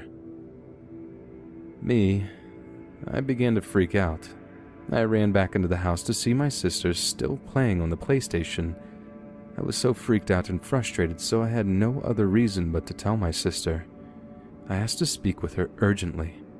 I took her to the room and said, "Look, I don't want to creep you out or anything, but earlier today, in the morning, around 2 a.m., I thought I had saw you in the kitchen, just standing there, staring outside the window. I kept calling you, but you weren't responding back. I went to get a glass of water, and when I went back to the room, I heard your bed move. I turned around to see you sleeping there, even though I just saw you like seconds ago, in the kitchen, and I saw you again outside across the street. I'm really scared." Ashley?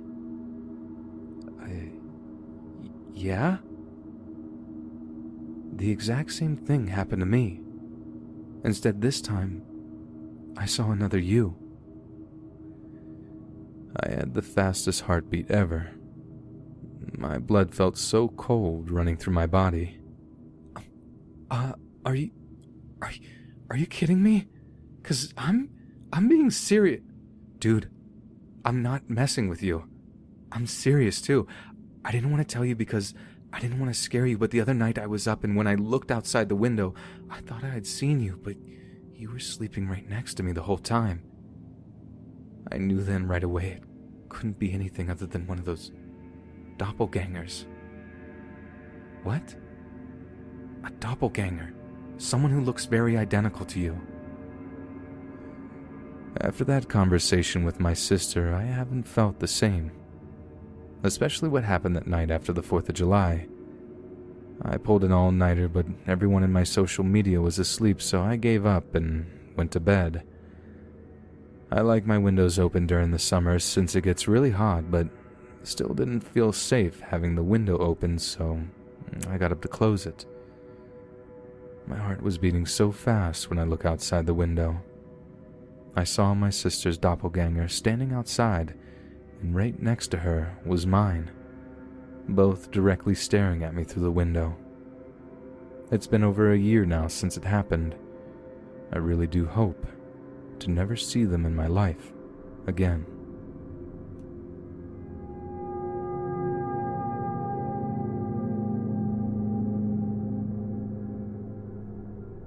I was born, baptized, and raised in a very common lifestyle in my area, the evangelical church. The church classifies themselves as non-denominational Christians, which implies that they are of their own identified branch.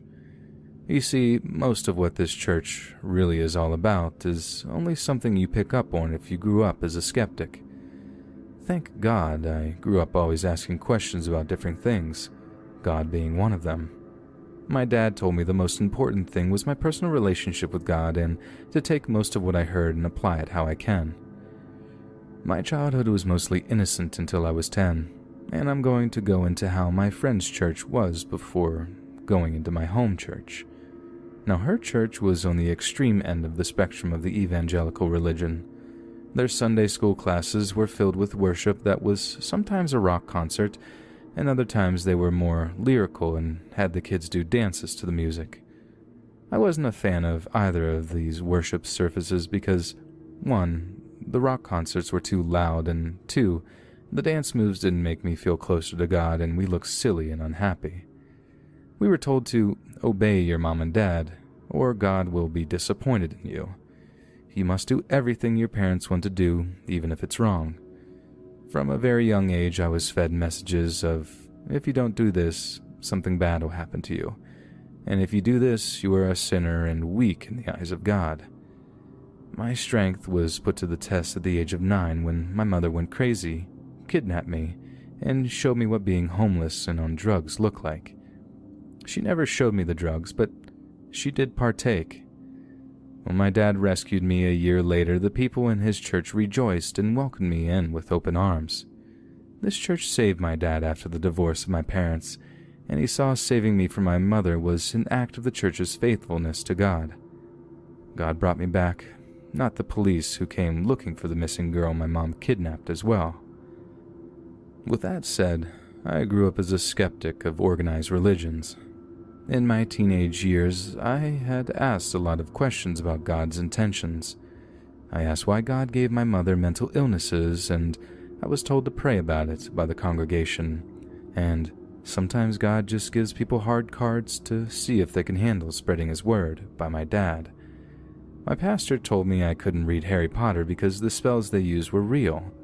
Yes, that was a real thing, and I missed out on a huge chunk of growing up in the 2000s because of it. I can't enjoy the series and it makes me sad.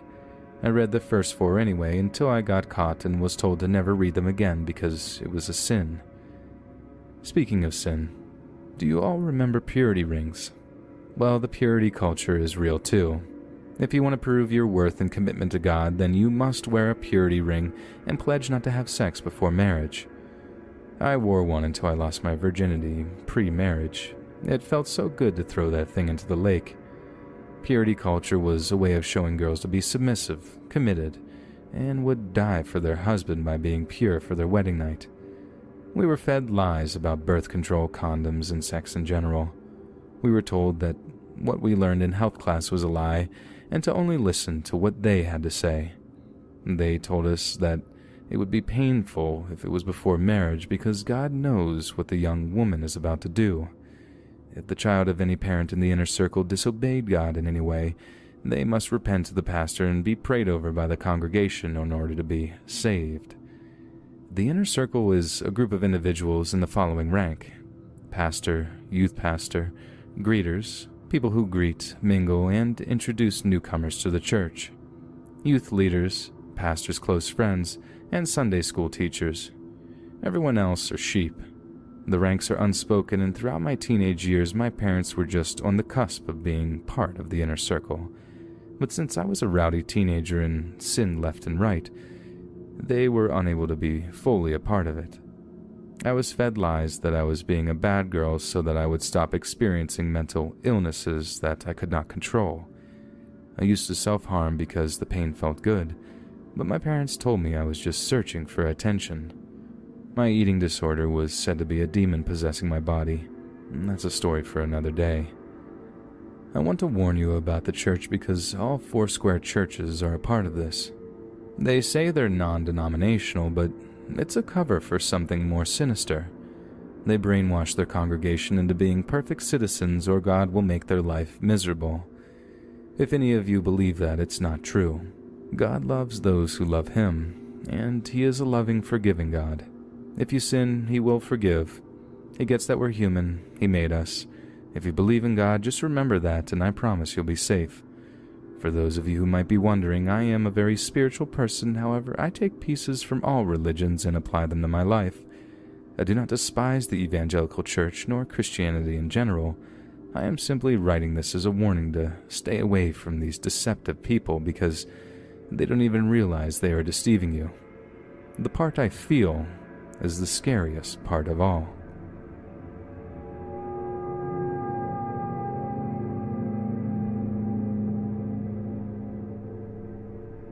So this story happened to me and my friend, we'll call her Anna, about 7 months ago. In the town we live in, there's a popular bridge with train tracks underneath it where a lot of us will go smoke, drink, or just hang out. It was the summer, going into my senior year, and Anna and I were bored one Saturday night, as there isn't much to do where I live, so we decided to just go hang out at the bridge. Now, the way the bridge is set up, there are 2 ways to get in. The first way is you have to turn down a side street and park off to the side of the road on this small strip of gravel. Then you walk down the street a little way and then go behind the guardrails and down a steep slope of dirt and rocks to get to the tracks. You have to cross the train tracks and go to the side of where the bridge is to climb up the rocks. The second way to get in is through the other side. You just hop down off the street into a short trail that leads you down there. You don't have to cross the tracks or anything to get there. Anyways, Anna and I get to the bridge, and by now it's about 10:30 to 11 p.m., so it's pretty dark out. We didn't really think much about it, as we lived in a nice town and nothing really bad ever happened where we lived. So, we hopped out of the car, turned on our flashlights from our phones, and started to make our way down the slope, trying not to fall as we laughed and shouted a bit. We finally get down and climb up the rocks to get to where the couches and small fire pit were. I sat down against one of the pillars on one of the folding chairs while Anna sat on the couch. We were just talking, hitting our vape pens, and nothing was out of place. After about 20 minutes or so, I started to hear small noises like something or someone moving around in the woods behind, or more like next to the tracks. I then had the strongest feeling that we were being watched. I kept looking behind me, trying to see if I could see anyone, but it was no use. It was so dark that I couldn't see my own hand in front of me. I think that she started to get the same feeling that I had as we both just made eye contact and gave each other that "I feel it too" look. Anna then asked me, "What are you doing?" and tried to put my arm down. I told her to be quiet as I shone my flashlight in the direction I thought we were being watched from. She started to quietly panic, and I told her to act calm. We tried to just tell ourselves that we were being paranoid. The flashlight didn't shine that far, and we couldn't see anyone in the area that the light did cover. The noises started happening more frequently, which made us panic even more. We started to discuss the situation. If there was someone there, where would they be hiding? How long had they been there? Were there more than one of them? Anna then got the stupid idea to shout, "Hello, is anyone there? We're chill, you don't have to hide." We sat in silence for 5 minutes as nothing happened and the noises stopped. It was dead silent. Then all of a sudden, an empty plastic water bottle was thrown in our direction. We could see where it landed only a few feet from us, and we were scared absolutely out of our minds. Now we knew that someone had been there watching us. Anna said we needed to get out of there, but we were both too scared to move. Afraid that if we did, whoever was there would come out and attack us as we tried to climb down the rocks. We heard a twig snap and I nearly screamed. Anna decided that she was going to jump off the edge of the ledge we were sitting on. I grabbed her arm and said it's too high to jump off of. You can't even see all the way down to where the tracks are, and made her stay with me. By now, we had been there for at least 45 minutes to an hour. Had he just been there watching us the whole time? We calmed down and decided that when we count to 3, we were going to run across the rocks and book it across the tracks and back up the slope to the car. I counted. 1, 2, 3. When I said it, we ran as fast as we could, not looking back to see who was there.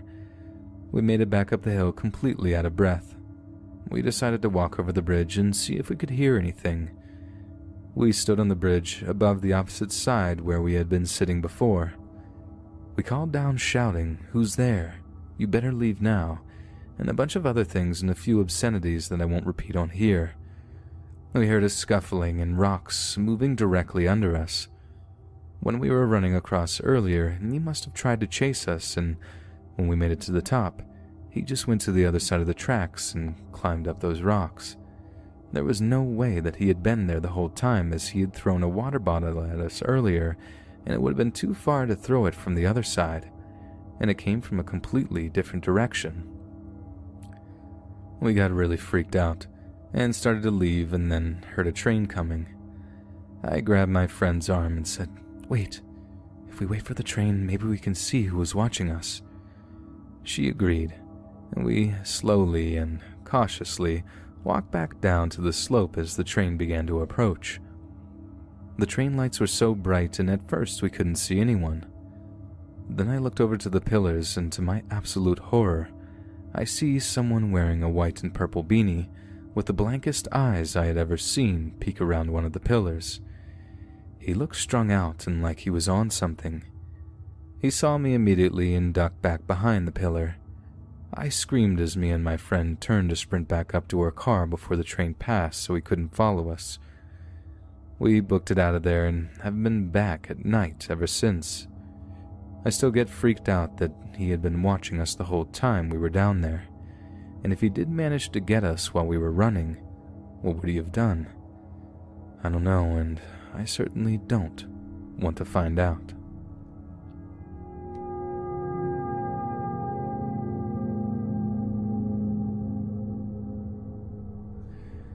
Before I type this, I'm going to have to give you a little bit of an idea to what the layout of my house is. I live in England. My bedroom is on the second floor, right beside my parents' bedroom. As you come out of my room, the stairs to the landing and hallway are just in front. On the first floor, you have 4 rooms, but the only ones that are important is the kitchen and the living room, which are beside each other. The thing about our kitchen, though, is that at the end of our kitchen, we have a door that leads into another few rooms, which was probably meant to be a self-contained flat or apartment. And then in here, we have a door that leads to the back garden. The garden is basically a little fenced-in wooded area, and my window points towards the garden. As I'm typing this, it happened about 15 minutes ago.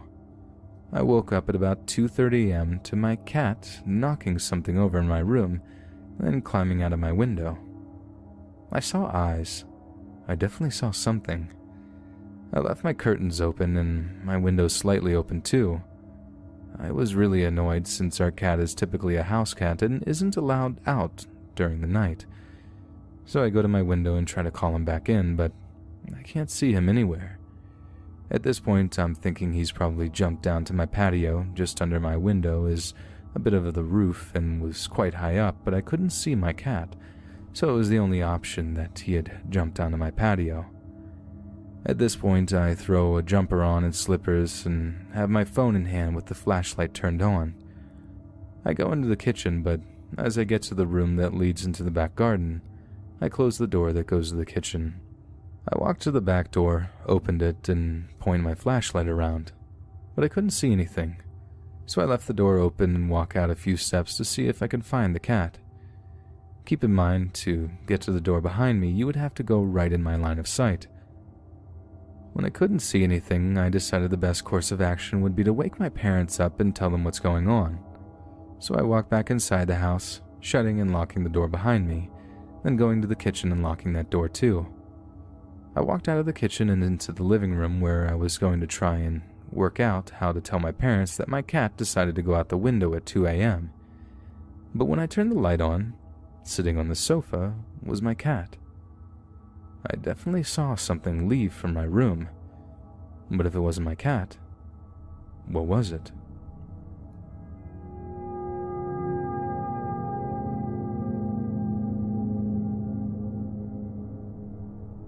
This happened when I was a senior in high school. It was around 8:30 a.m. when I decided to walk to school. There were 2 ways I could walk, but I decided to take the shortcut with the dead end. I know this was stupid, but I had walked there before millions of times and it was the broad daylight. As I was walking through the dead end, I am halfway walking and I see a white car slowing down. I thought it was weird because there's literally nothing there, so I assumed they were lost. Then I see one guy get out of the car and walks behind me. I already had a weird feeling in my gut, so I started to pick up the pace. That's when another guy gets out and walks on the opposite side of the street. I quickly panic and they start walking as fast as me. I notice the white car starting to get closer and closer. Both the guys in the car were saying something like maybe a plan. My grandma lives behind the dead-end block and my only option was to run. I don't know why I didn't decide to call the cops. I guess I just decided to go with flight. As soon as I started running, both of the men started running to catch up with me, and I was unable to cross the street. And that's when some woman drove up to me and asked if I needed some help, or if she could drive me anywhere. She told me that those guys were following me and that it's not safe for me to be alone. In my head, I thought that she could be part of the plan or something trying to lure me in. I got in her car anyway, thinking I knew I couldn't outrun them, and I didn't want them to know where my grandparents lived, so I asked her to drive me to school. Long story short, they followed us for a bit and then decided to leave. I was so scared but so grateful that that woman decided to save my life. Who knows what would happen? I wish I had gotten her number down or something so I could be able to take her out. She told me she sensed something was wrong when she saw me running frantically and said she had a niece in the same school as me and would want someone to do the same for her. She told me never to walk the streets alone and showed me more compassion than my mother ever did. I am forever grateful to her.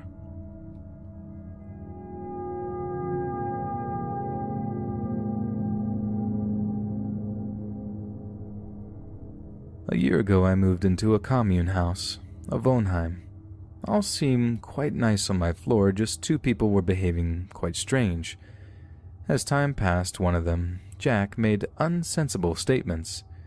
He already has a 3-year-old child that lives in Hungary with his girlfriend. He's in Germany for 3 years. He talks a lot about sexy girls and what he wants to do to them. He walks around half naked a lot, even when it's pretty cold, and gave me strange, hungry stares besides compliments. You notice quickly that Jack doesn't have respect for women. The conversation that angers me till now is, you can only love one person. If a couple gets a child, the man only loves the woman, and the woman only loves the child. That, to give you a picture of his character. Then for 1 semester he studied in Uganda, and the owner rented the room to a 40-year-old woman from China named Lynn. But Jack came back a month too early, and then the strange behavior got worse. He broke into the empty room next to me to sleep there. He was passive-aggressive a lot and pressured Lynn to take in his stuff. He knocked at her door at inappropriate times just to say goodnight or to get through his stuff slowly without taking anything out of his luggage. One night in the morning at 6 a.m., I needed to visit a friend in another city. I noticed the commotion in front of her room. Lynn walked in her evening robe nervously up and down the corridor. I invited her for some minutes into my room. She teared up while telling me how scared she is of Jack, maybe taking her stuff or hurting her. Lynn also was getting pressured because Jack said that he would be extremely disappointed by his good friend if she puts his stuff out. The truth is, they don't actually know each other. They met at a 3-day prayer and barely talked. So I said she shouldn't fear anything and I would support her. So she wrote in on our floor's WhatsApp group that she wants the stuff out. After Jack was trying his "Don't Make Me Sad" number, I jumped in writing that she is doing the right thing. Then Jack's tone changed immediately. He threatened, telling me to shut my mouth, and apparently knocked on my door while I was at a friend's place. My boyfriend opened the door. When I came home, he was in shock, telling me how scary Jack was, ranting about how he came and said that he can make me disappear. My boyfriend said that he needs to tell me a story that had me locking my door properly every night now. Apparently, Jack bragged about taking me to a place called Gala. Jack and his friends were used to going out. One of them would try to seduce a girl. He would bring her home, bandage her eyes, and another person would have their way with her without her knowing it. For 2 weeks now, not only Jack would behave strangely, even Lynn started being different. She only saw sides. Whoever didn't agree was an enemy and she developed a paranoia. Lynn eventually moved out. Since then, she stalked one other girl who stays on the floor, who was a former friend of hers. Lynn even stood in front of her window watching this former friend. She didn't want to do anything else out of fear. Jack still lives here. He's still passive-aggressive and tries to get me kicked out of the building and insults me in the group me. I'm just scared of what he's capable of. Both Lynn and Jack gave me the creeps, and I don't know if I have the money to leave.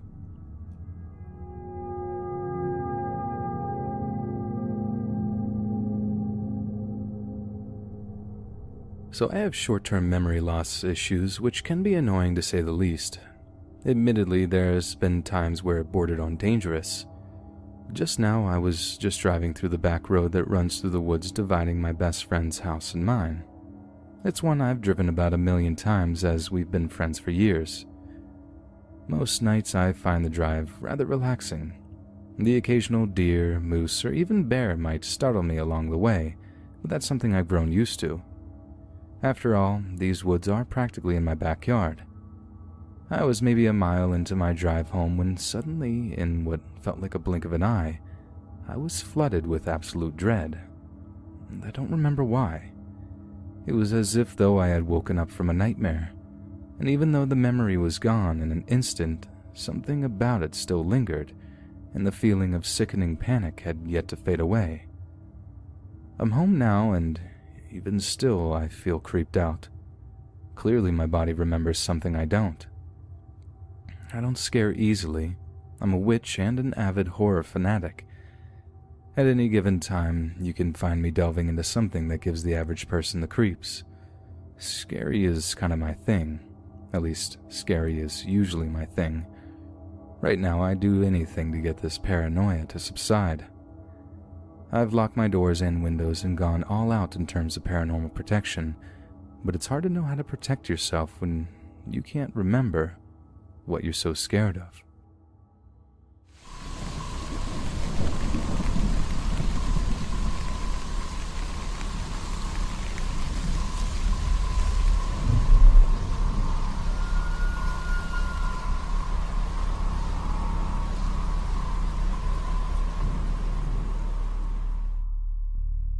This happened in my early teens when I was 13 in 2009.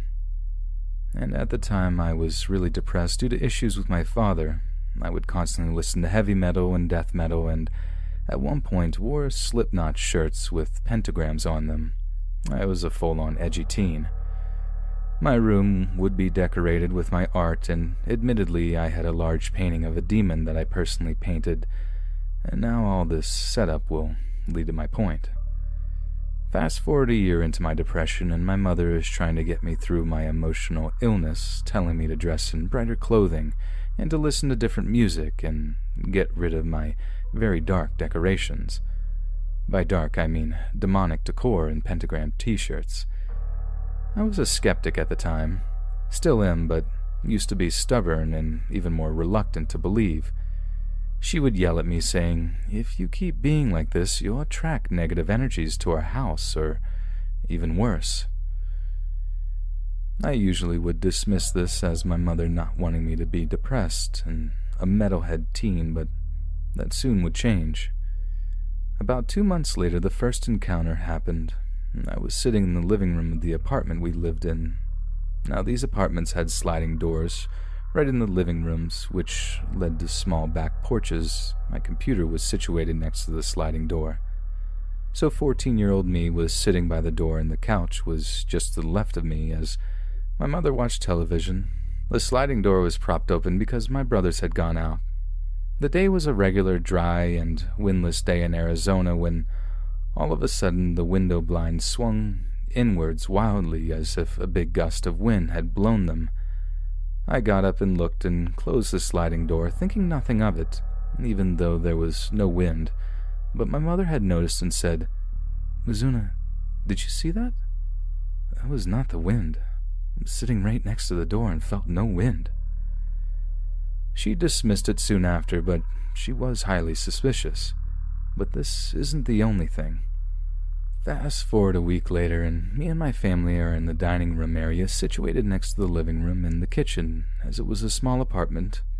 Now, for context, the kitchen is a small hallway space consisting of the stove, fridge, sink, and a small pantry with a sliding door. Now, we were eating dinner when all of a sudden the pantry doors fall down and hits the kitchen countertop. Now, me not wanting to give my mother the satisfaction of agreeing that this might be supernatural, chalked it up as coincidence, thinking the door just broke and the wheel on it broke off the track. But when I went to set the door back up, I found the door intact. The wheel was just fine, so in order for it to fall, someone would have had to pull the small wheel down to unhinge it from the track. This had me slightly scared, but I said nothing. Fast forward to the night of the same day. We were already in bed when I heard my mother scream. I was so startled that I ran into her room and asked what was wrong, and she explained that she had covered herself in her blanket to cover up from the cold when she felt the sheets tighten around her legs, and she felt as if though a pair of hands were grabbing her. I guess at this point anyone would have started to believe something was up, but not me. I was still skeptical and chalked it up to her tossing and turning in her sleep, making the sheets tighten. I quickly went back to bed, ignoring my mother's pleas to toss my demon memorabilia and pentagram shirts. Fast forward 3 days. I had been in my room all day sick from school and had been bragging to my mother that nothing had occurred so far and how she was overreacting when the television turned itself on. To our dismay, on full blast, and I quickly turned it off, quite startled by this, but said nothing as my mother yelled, "See, Mizuna? It's that stuff in your depression. It's attracting bad entities to our home. Get rid of your evil stuff." I blew her off, still refusing to believe as I went back into my room and went to bed. Secretly, I was scared out of my mind. Fast forward one day. I had been having a good day as far as living with depression went. I had eaten 2 whole pizzas and had the feeling I needed to take a massive dump, so I went to the bathroom. Now my bathroom is set up like this. You enter, and next to the door is the light switch. Then the sink is there, which is about 2.5 feet long, so it's quite a reach for the light switch. I was sitting on the toilet, doing some thinking, when the lights turned off, and at first I thought the lights had gone out, until I heard a deep and gravelly voice chuckle and say, "You're mine." This was the last straw. I quickly wiped myself and ran out of the bathroom. I told my mother what happened, and a week later I threw out all of my pentagrams and Ouija board, as well as my 4-foot demon painting I made. We threw it all out and had a cleansing of our home. Thankfully, activity subsided about a month later.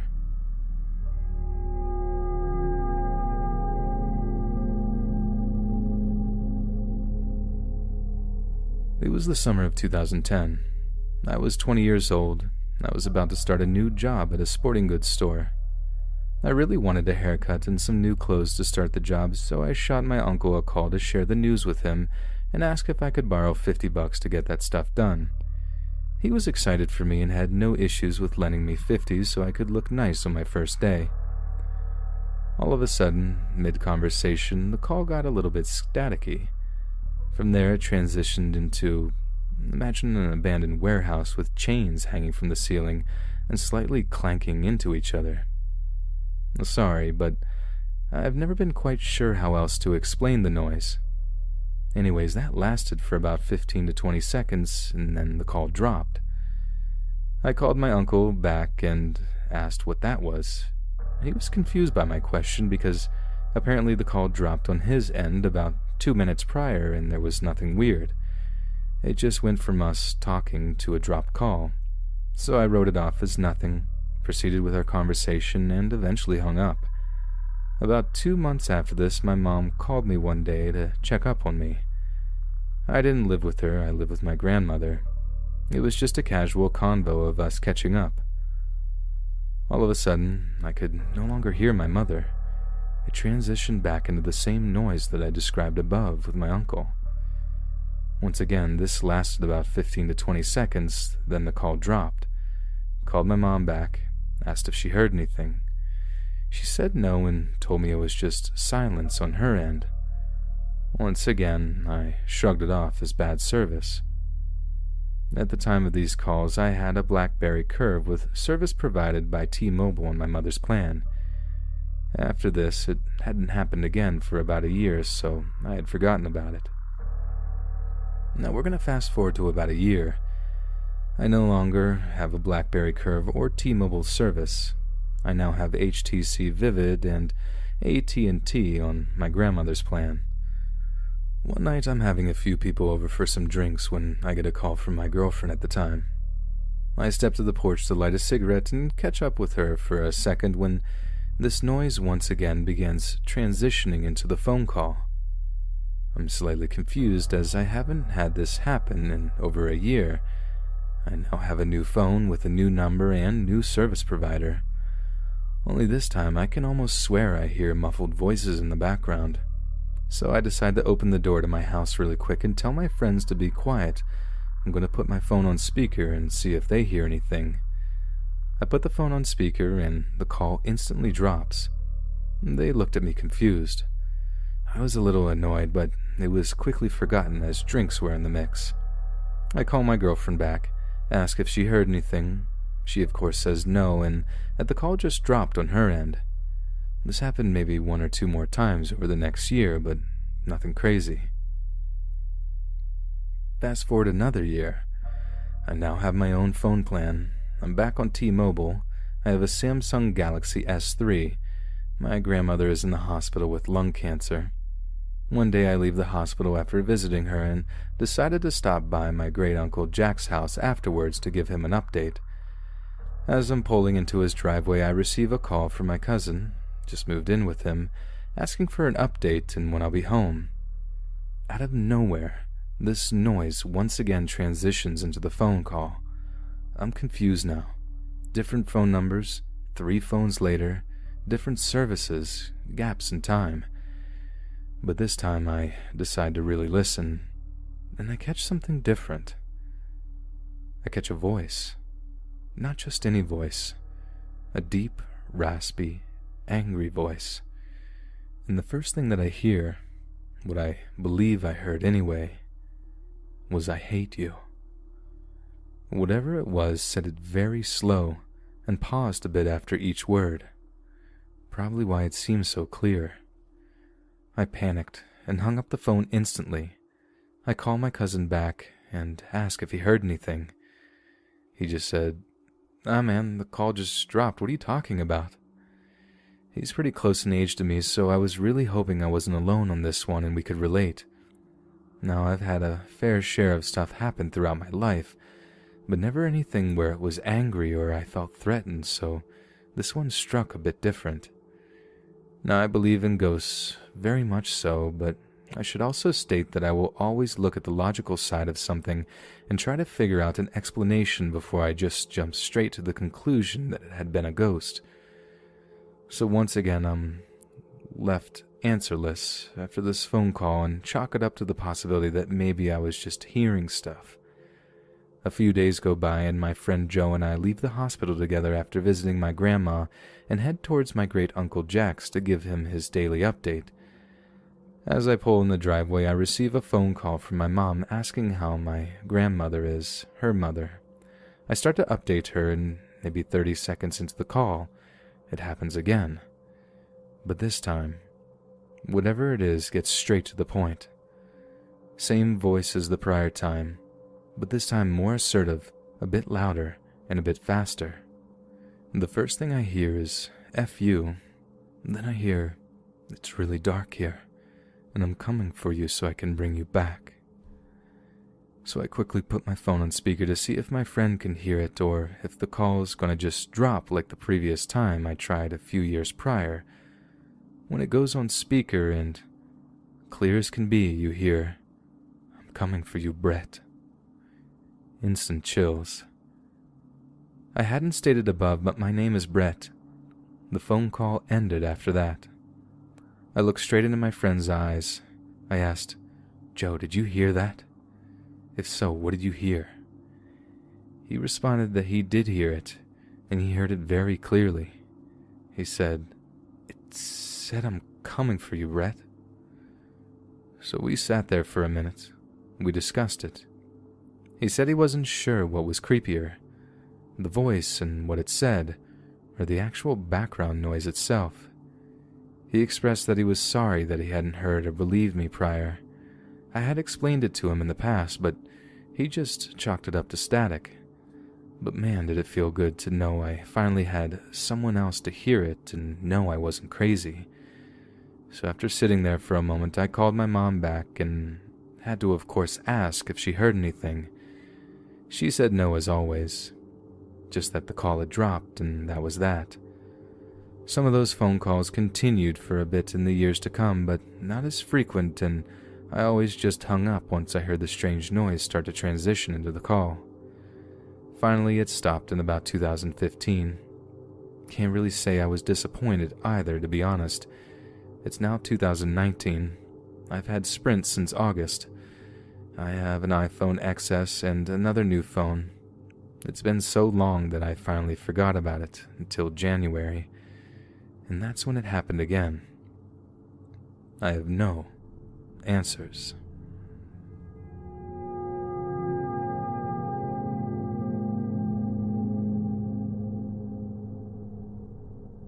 I've kept this story silent for a long time.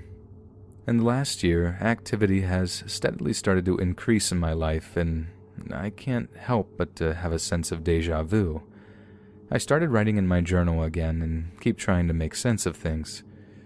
When I was 12, my family and I moved into a new house. This house was built specifically for us on 22 acres of land and woods in southern Indiana. It was a gorgeous house, 3-bedroom, full basement, wraparound porch, and a catwalk that attached the 2 upstairs rooms and overlooked the living room. My father even had a pond dug out for the front yard, and our backyard was nothing but miles and miles of woods. I was so optimistic about moving because how could a brand new house be haunted? I encountered very bad entities that in no way can compare to my earlier encounters. Reliving some of these encounters are truly unsettling, but I think it is important. I should have followed my gut the first week we moved. I had a friend over, and she was helping me unpack and get settled. We stayed up all night putting my clothes away and hanging pictures on the walls. I didn't have curtains up on the windows yet, and I can remember avoiding looking back into the windows when it got dark because the woods had a very ominous feeling about them. Eventually, my friend and I were satisfied with our unpacking progress and fell asleep. I thought I was dreaming when we woke up the next morning. A majority of my clothes that we had hung up were on the floor. Boxes that were still full when we fell asleep were dumped over, and the floor was covered with all of my belongings and trash. Parents didn't believe me or my friend, and my friend never came back to the house after that. In that moment, I wasn't scared. I distinctly remember being so angry. This was my first week in my new house, and it was supposed to be a new beginning. I couldn't understand how or why this was happening again. The level of activity in this house was beyond anything I could imagine. Throughout my early teenage years, I would do everything I could not to be home. I especially never wanted to be home alone. Lights would turn off and on, doors would open, and the televisions would turn off and on. The water faucets would start running, items would move to only reappear, glasses would fall off counters and break, whispers, shadows. Eventually my family began questioning such experiences, but they would just brush it off. There were several things that were present in this house. The shadow figures. There were so many shadow figures. The catwalk, stairs, and the basement were the most common places I would see them. However, I was not the only person. The catwalk between the two rooms was basically a hallway without walls. It connected the rooms but looked down over the living room. The figures would just walk from my room to the other room back and forth. They were nearly a full apparition but looked like a shadow. It was hard to explain. One night I had a friend over and we were home alone watching movies. I ran to the kitchen to get a drink and I could hear her screaming from the living room. I ran back in and she was trembling in fear because she saw someone walk from the guest room into my room. I ran back in and she was trembling in fear because she saw someone walk from the guest room into my room. I had already seen this thing many times throughout the years do the same thing. I tried to explain what happens to my friend, and even tried to get her to go upstairs with me to show her no one was really there. Needless to say, she ended up calling her parents and going home. On several occasions, I would be in my room watching TV with the door open and see the figure standing in the doorway of the guest bedroom. I would just shut and lock my door. This was my normal, but that doesn't mean it was any less terrifying. The shadow figures in the basement were worse. Our basement didn't have a door, it was just a staircase that went into the basement from the living room. Everything that we had in storage at the old guest house was down there. However, we also had a lot of World War I and II artifacts and memorabilia. My grandfather was a collector his entire life, and when he passed, our basement was the only space large enough to keep his life's work. We had medals, statues, guns, uniforms, flags, just to name a few. I 100% believe that multiple spirits were attached to these items because not only would you see shadow figures in the basement and creeping up the basement stairs, but you could hear whispers and things moving.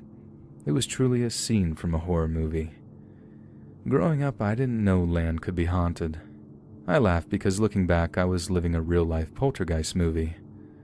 Living in the country, I played outside a lot. I often felt suffocated in the house and would just want to be able to breathe. However, I was never alone. I would often see a man standing by our pond. His face was never clear, but he would move around the pond. Sometimes he would be under our weeping willow tree, or sometimes he would be looking down at the house. He never moved, but instead just stood there. He didn't really scare me, but I never attempted to approach him. There was also something that would walk the porch. On many occasions, I would be sitting on the porch, reading or talking with a friend, and you could hear someone walking. It was so clear that you would fully expect to see someone walk around the corner, but instead you would see the wood move with each footstep. You would see it get closer and closer by the movement of the wood and the sound, and then just stop. All of my friends and my mother witnessed this several times. It would always stop several feet in front of someone, and you could hear it walking around the porch from inside the house, too. There were also the figures in the woods. I could look out a window and at any given point and see what I would consider to be a person standing in the woods, peeking around a tree or bush. Their faces were never clear, and I couldn't ever determine whether they were men or women. Interestingly enough, I was playing in the woods one day and I stumbled across an old well. It was fairly deep, but you could tell it was extremely old because what was left was barely visible. I immediately told my parents about it and showed them where it was. I guess this piqued their interest and they began researching the land more. They were able to confirm that at one time a small community occupied the land, but nothing was left except for the well. The activity never stopped or even slowed down. Even when I wasn't home, I felt like I was being watched, and I still do. It impacted my family's emotional and mental states because the house was literally draining all of our energy and replacing it with negative energy. I wasn't eating, I wasn't sleeping. Everything in my life was strained because of home. I do think the house wore on my parents' relationship too, and in some crazy way, I partially blame their split on the house. In my later high school years, I started going to haunted locations with friends. For them, it was just for fun, and they didn't believe my stories or the ghost stories around town. They wanted proof, and I thought I could help. At this point in my life, I didn't think anything could be scarier than what I lived with at home. I really began to realize how sensitive I actually was. I also learned that spirits can physically hurt you, and can attach themselves to you and follow you home to your already very haunted house.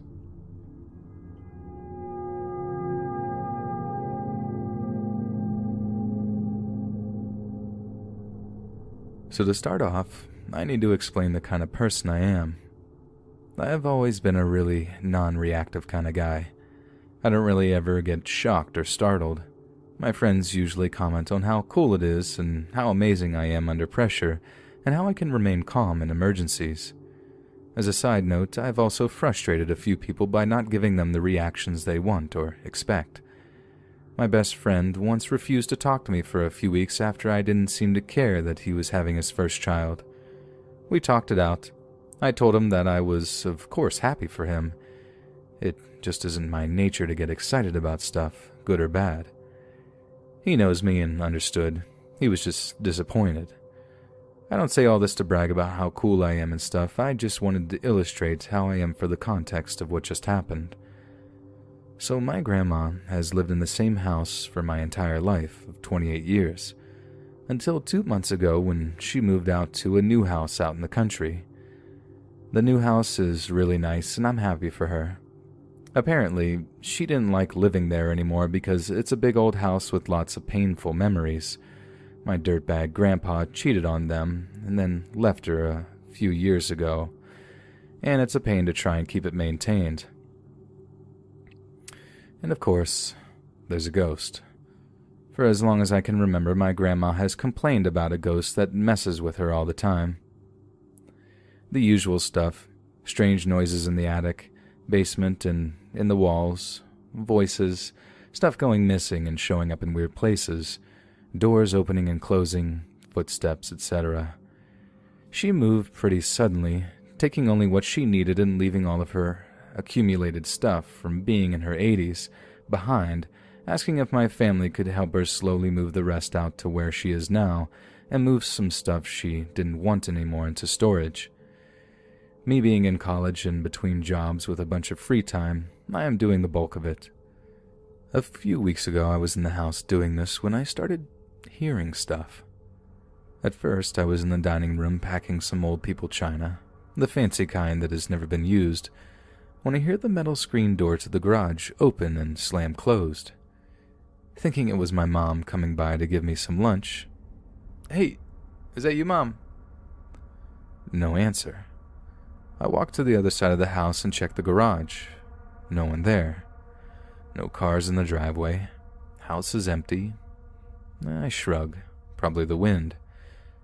Next, I'm hauling the taped-up boxes of newspaper-wrapped china to my car. While in the garage, I hear a loud metal bang in the house.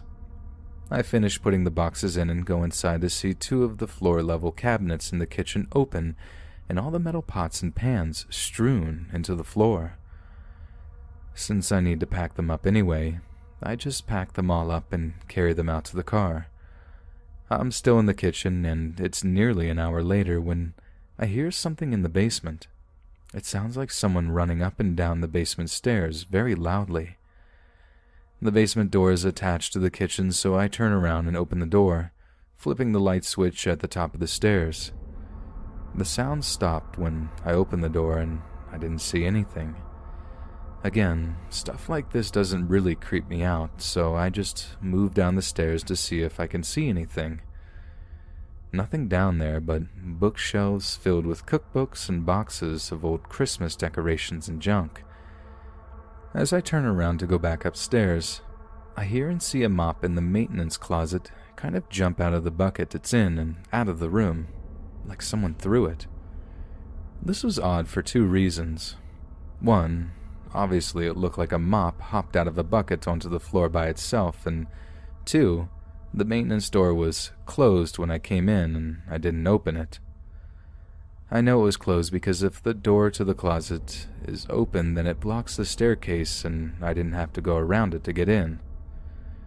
So, like the character from a horror movie, I walk over and into the closet to investigate. More confused than scared. Inside, I pull the chain to turn on the hanging light bulb to turn on the light.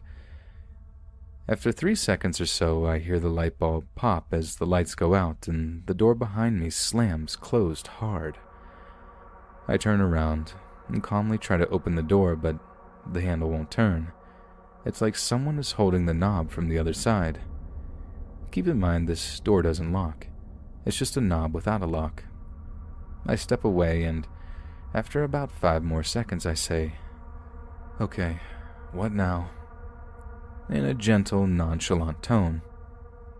I wait about a minute more in the pitch-black room before trying the handle again, and it opens with no problem. I step out, go back up the stairs, and go back to packing. And that's it. It's been a few weeks, and nothing has happened since then. I've been over there pretty much every day for at least an hour. I think the ghost may have rage quit because, unlike my grandma, I didn't seem to react or care about the stuff it was doing.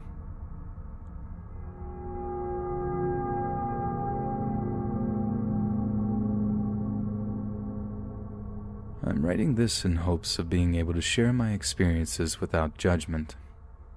I know not everyone will believe me, and I am prepared for that, but I also know there are many who are remaining silent and who can relate, so I will begin with my first journal entries.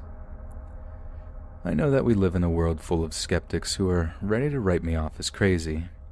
I have 32 years of unexplained experiences, entities, feelings, and judgment, all of which I have documented in multiple journals.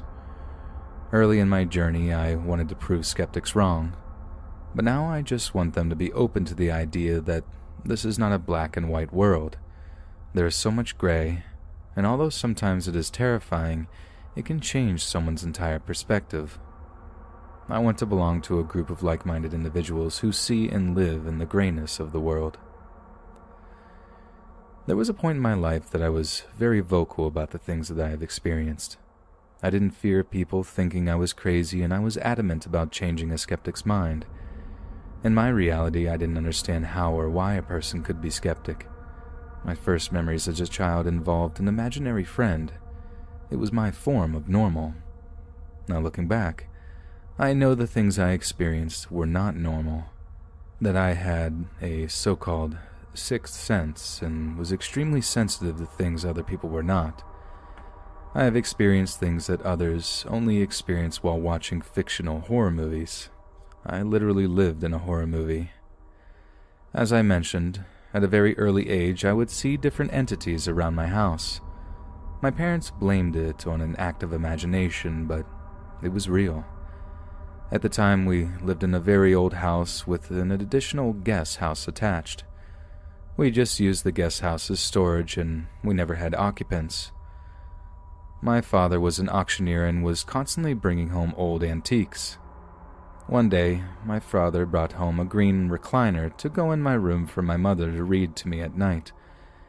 However, an older gentleman with a black beard and hat occupied the chair every night after my mother would leave. He would just sit there, appearing more as a silhouette or shadow. He never spoke, and he never moved. He just sat there and watched me. I strongly believed fear is not something someone is born with, but instead comes from experiences. This figure terrified me because even as a child I knew he was not supposed to be there, and I couldn't understand why my parents couldn't see him.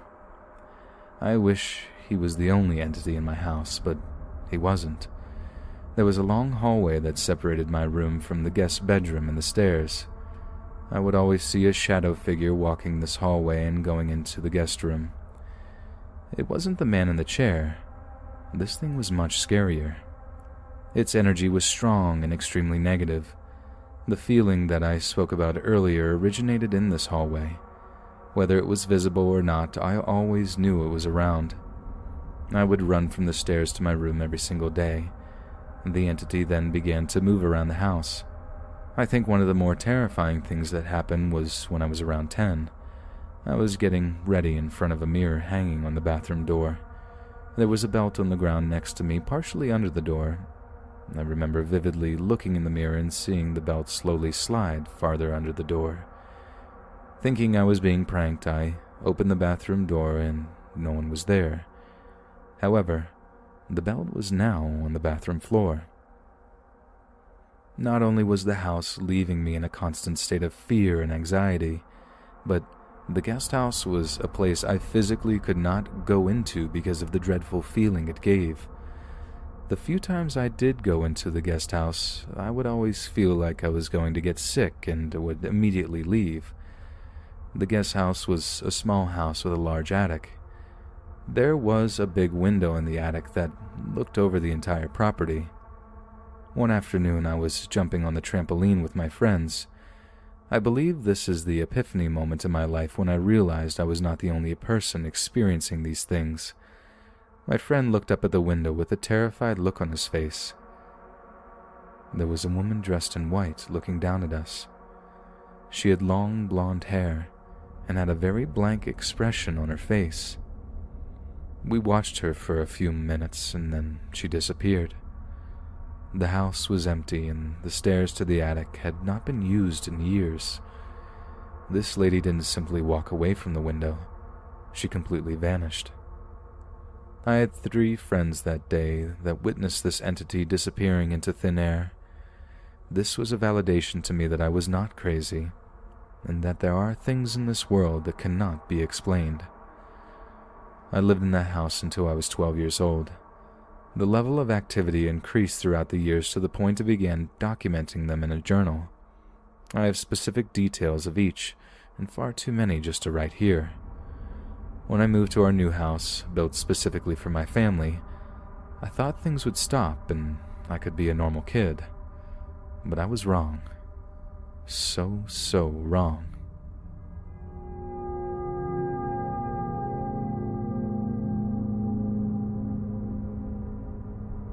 To give a little backstory, we moved into a new house when I was 4. Less than a year after moving in and only 4 days after his 31st birthday. My dad became violently ill and died suddenly. I'm 33 now, and over the years it's become a lot easier for me to talk about. So here goes. Very shortly after my father passed, our family was at my grandma's, my mom's mom, for mourning and comfort.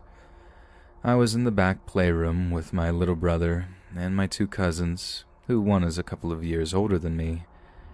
Out of nowhere and in my head, I heard a disconnected old rotary phone that was laying around in an open box ring.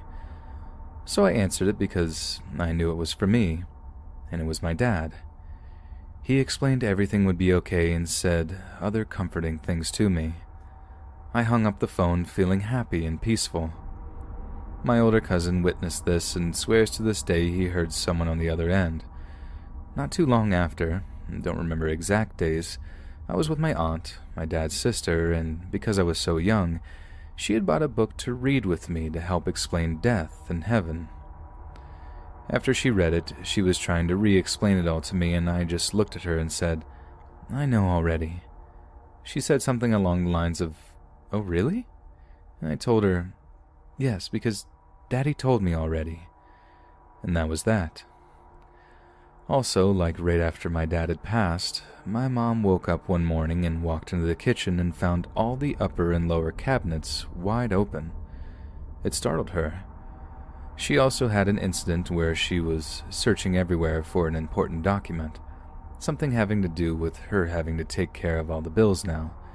She went through everything she could think of, then found said document sitting right on top of a mail stack that she had been going through multiple times already. Not mine, but she knows this was my dad. After this, I don't believe anything else pertained to my dad. I just got feelings about things, and it never felt like my dad. All of this happened between 1991 and 2000. Some at my house, some at others' houses. I did my best to put in a sort of general chronological order. At my house, it started with me hearing knocking on the ceiling above my head when laying in bed at night. No matter what position the bed was in, it was always over my face. If the bed moved, the knock moved. Not like someone knocking to come in, just like a knock, knock, knock, usually in threes. Sometimes just one set of three, sometimes more. Just randomly over the years. Always sounded unnatural. Definitely was not a rodent sound or ductwork or anything. Very familiar with those sounds now as an adult living in an old 1920s home. Back at my grandma's, which had been where my mom had some of her experiences as a kid, I was around 7 to 8 and was laying down to go to sleep in the back bedroom with my little brother who was between 4 and 5. This bedroom was smaller but had a king bed and a dresser on the wall at the foot of the bed, and a small walk space, 2 feet wide maybe, on either side of the bed. The floor is like an old-style vinyl tile that stays kind of gritty at times from the kids playing outside in the sand driveway. This house is in a one-stop sign town in the middle of nowhere on 350 acres. Super rural. I hear heavy, dragging, bare feet walk the length of the bed by the wall I have to my back, and then it stops. I gather the courage to turn and look and see nothing but my brother has pushed himself up from his stomach and is staring at the wall where I hear the noise. He looks at me wide-eyed and asked him if he heard that too. He says yes. Confirmation. I tell him it's okay. Just lay down and go back to sleep. So we did eventually. That was the only time I ever heard anything there. But I know others heard stuff at that house. These are just the ones I remember, but I think there were a few more. When she was little, my mom was in her room one night trying to sleep when she heard some mumbling like people talking in the living room. She thought it was weird that her parents had visitors so late and kept trying to hear what they were talking about, but she couldn't make out what they were saying, just that it sounded like men talking. She finally heard, "Here it comes." And at that exact moment, a real bad thunderstorm blew in, like it was still and quiet up until she heard those words. The next morning, at the breakfast table, her younger brother asked my grandparents who had stopped by, and they said no one. They were asleep. He had heard the same thing my mom heard. My grandma decided that total strangers just let themselves into the house while everyone was sleeping to get out of the storm and just kindly left when it was over. My grandma is a sweet lady. People don't do that here. That's how you get shot. My older brother would tell my mom that there was a ghost when he was 2 to 3 years old. He always told her it was behind the TV that sat at an angle in the living room corner, big old floor TV, and that he was friendly, but his name wasn't Casper. My younger cousin, when he was maybe 14 to 15, was at the house alone, heard a car pull up and doors shut. He was in the living room, which is where you enter the house, so when no one came in, he went outside, and there was no car there. Remember, we are in the middle of the country. No neighbors, no street traffic, nada. Just the cows and the chickens. I spent the night at a friend's house in 5th grade for her birthday, me and another girl. B-Day friend was the stepdaughter of a cop and was taught how to handle a gun and also had a small dog, which would come into play later. Next day, for XYZ reason, we were left alone to hang out for a while. She was an only child, so both upstairs bedrooms were hers. Stairs start at the front door. You go up, turn right to the landing, then you have a bedroom on the left and right side with a flat wall in between that has a tiny attic door access.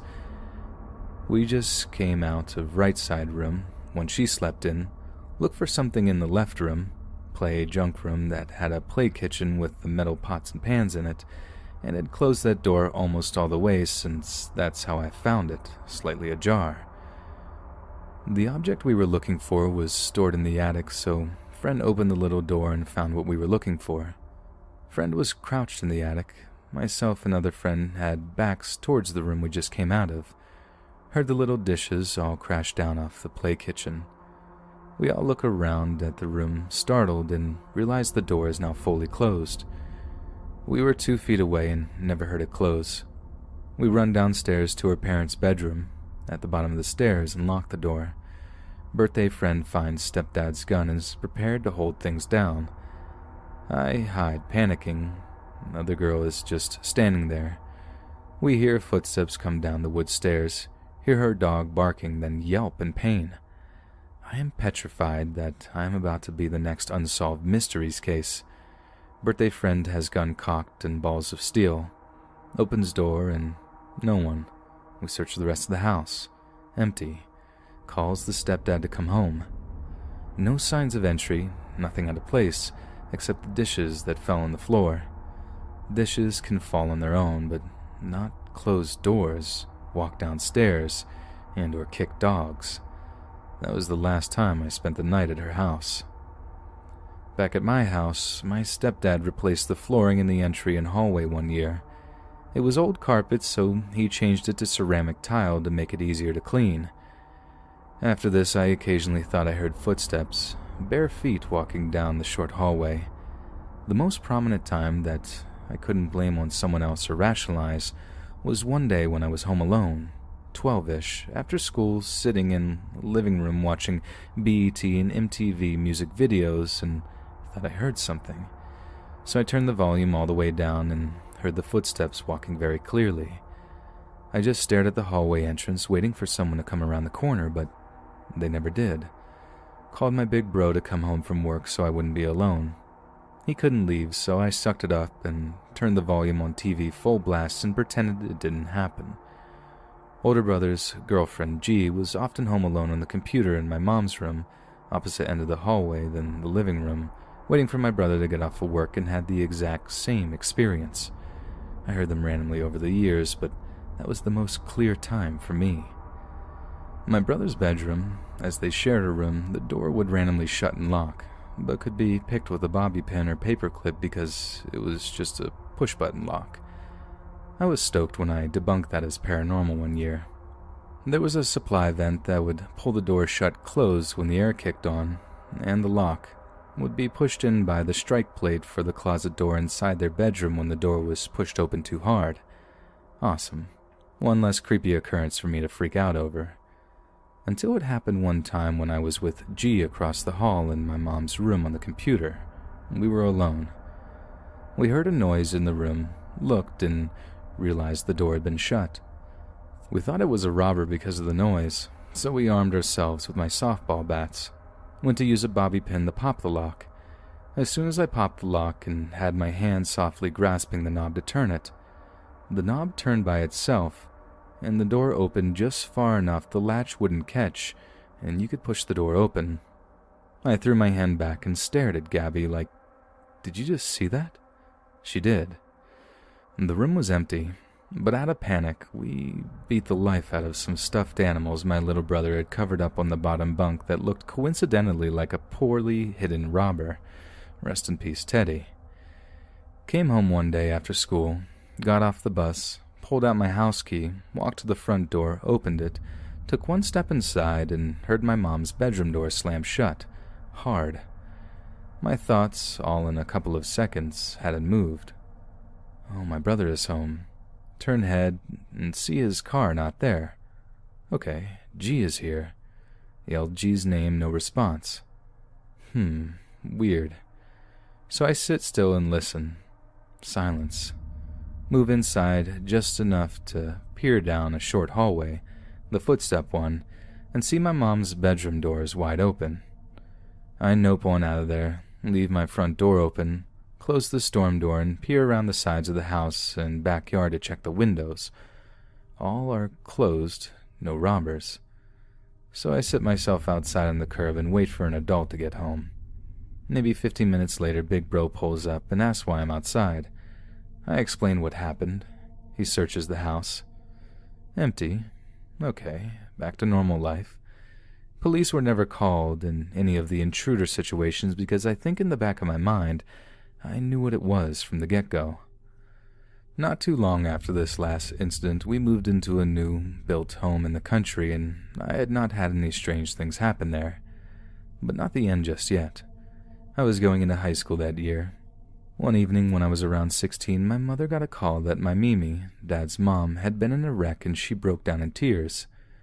I was standing there when she got the call, and I just had this feeling that everything was fine. No panic, no worry, no sadness, just calm. And I told her it was going to be okay, and meant it. My Mimi and my aunt went above and beyond to make sure we stayed a part of their family after my dad died. We were close. It was strange not to be upset. Everything turned out to be okay. She sustained injuries but was recovering. Fast forward a year to my senior year. Out of seemingly nowhere, Mimi suffers major complications from the original car wreck injury and is hospitalized. My mom asked me if she needs to worry, and I don't know how, but I knew. Yes, we need to worry and we need to go see her ASAP, as she lived about 3 hours away. She died shortly after on March 6, 2004. I found out I was pregnant that summer. Mimi wouldn't be there to celebrate her only son's only daughter having a baby. I was pretty devastated. So my pregnancy goes pretty normal. I'm about 2 weeks away from my due date when I unexpectedly go into labor around 2:30 a.m. Rush to the hospital, have to have an emergency C-section, and my baby gets put in NICU with a slim chance of survival.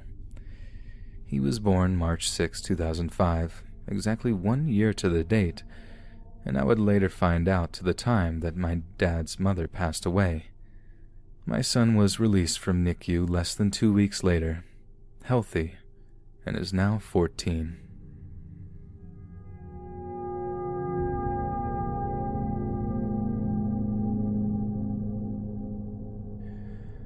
I was always susceptible to seeing paranormal things as a child. My mom had a miscarriage before I was born, and my imaginary friend turned out to be my sister, Alex, but that's a whole other story. I moved into a new house when I was about 3 years old with my mom and her new boyfriend. He was very narcissistic and emotionally abusive, which would explain the Hat Man's presence. I would wake up screaming in the middle of the night and started having extremely violent nightmares at around this time, about things that a child shouldn't be able to comprehend, mostly death or torture related. The description of the Hat Man fits the entity I was seeing to a T. A shadowy figure with a trench coat who thrives off of fear and latches onto vulnerable people who exude negative energy and are emotionally drained. But the thing is, I saw him. Not a shadowy figure. I saw his long beige trench coat and his beige fedora or bowler hat and his long nose. I remember literally seeing him sitting on our furniture or walking around the house in broad daylight. My mom had always kept telling me it was just my imagination and nothing was going to hurt me. I tried to keep telling myself this from the time that I was 3 to 8 years old, but I couldn't shake the feeling that something was there. Some nights I would pee the bed because I didn't want to get up and have to face him. I remember being restless and almost suffocating under my blankets, trying to hide myself from him, and I remember hearing my heart beating because I was so scared that it was beating practically out of my chest. During this time, I would constantly see faces all over the place, In my ceiling, on the walls, in the carpets, truly everywhere. Not just a smiley face or frowny face, but actually defined facial features. I felt so trapped. My mom kept telling me once again that it was just my imagination, but I knew that it wasn't. Cut to a few years later, I'm going to a therapist who does both spiritual healing and actual psychology. I told her about this man with a hat that kind of looked like a mysterious detective, and she said that hypnosis would help me get in contact with the spirits I saw as a child to get closure and send them to the light. I closed my eyes, and I was in my childhood home again, opening all the doors. I opened my front door, and it was dark. The whole house was dark.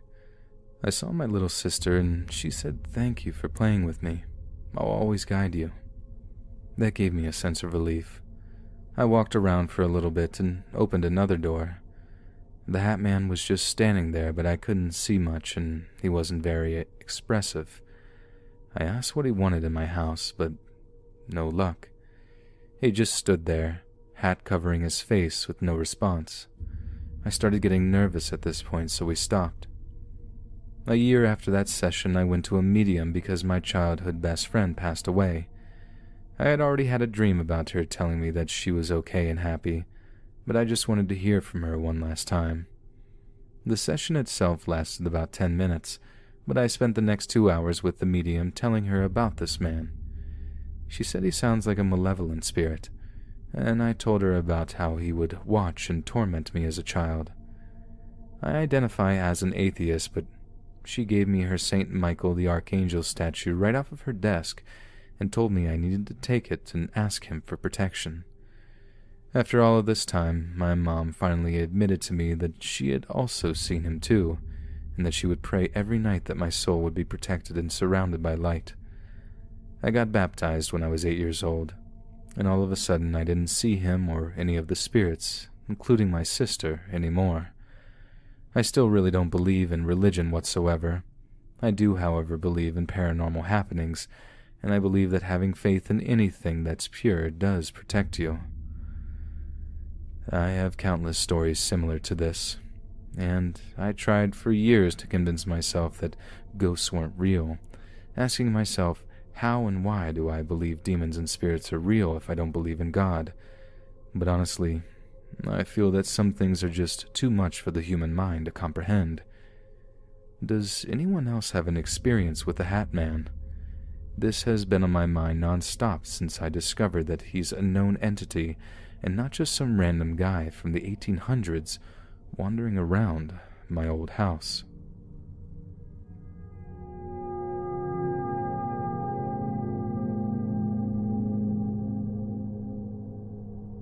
I have seen 5 shadow people since the summer of 2017, with a possible 6, but that story is 15 years old and I never actually saw the entity, only its eyes.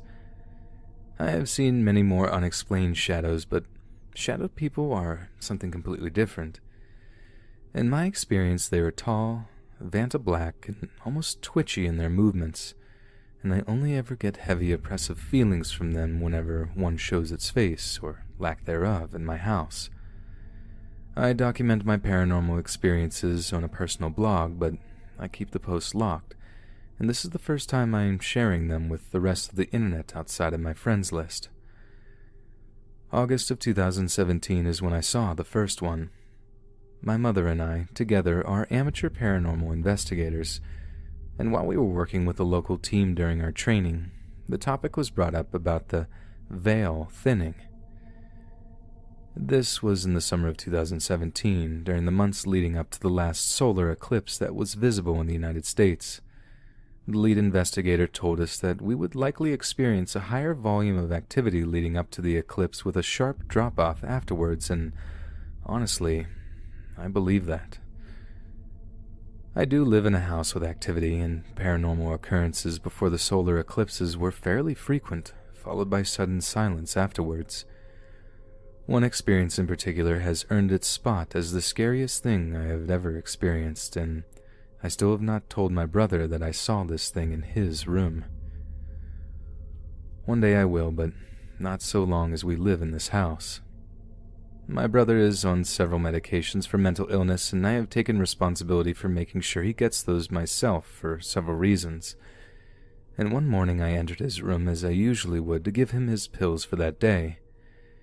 He was still asleep in his bed, as is usual, but he was not alone in his room. I wasn't standing directly over him. His bed at the time was pushed over against the wall, and it was smack in the center of the room several feet. But I saw this pitch-black figure, roughly 6 to 7 feet tall, just standing there. It was solid black, Vanta black like I said before, and its head was shaking, twitching. I blinked and it was gone. I left the room and didn't come back for almost an hour to give my brother his medication. And that's not even where it ends, and why this experience has sat at the top of my scariest ever paranormal experiences, even though the last one I will share in this post could have easily taken that spot. For the rest of the day, the hallway connecting my room and my brother's room to the rest of the house was overcome with that oppressive feeling I have since come to attribute to us shadow people. I was in the kitchen making something to eat, and I could just feel eyes on me the entire time. It was eerie. I even had to psych myself up to leave my room to use the bathroom because that feeling was so heavy. But I hadn't told anyone about this at this point. My brother to this day still doesn't know about it, and I never shared it with my mom until the next morning.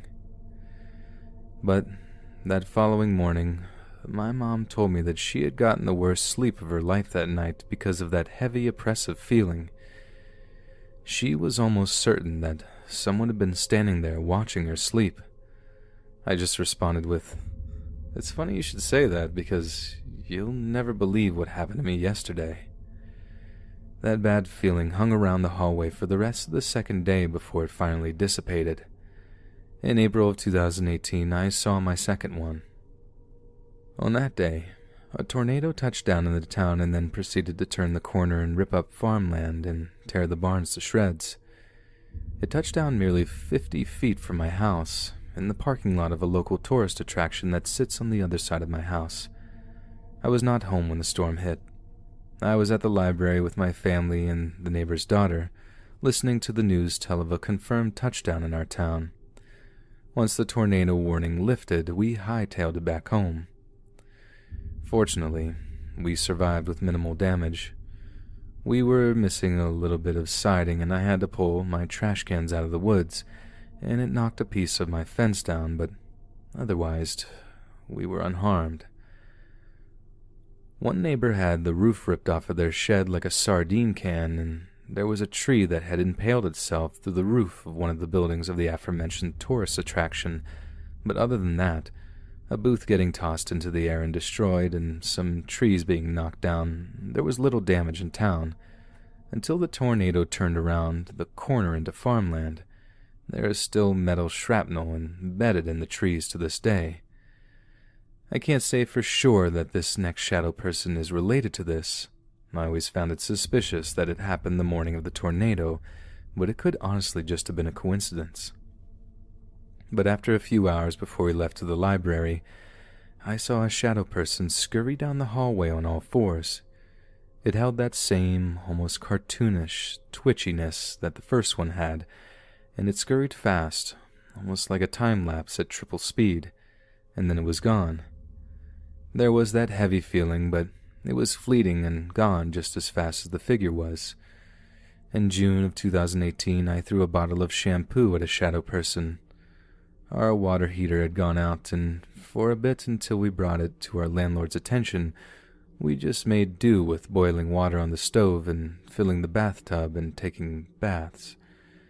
I was taking a bath one morning watching YouTube on my phone propped up on the toilet lid when I saw a black void bolt from behind the toilet and disappear behind the trash can on the other side of the bathroom.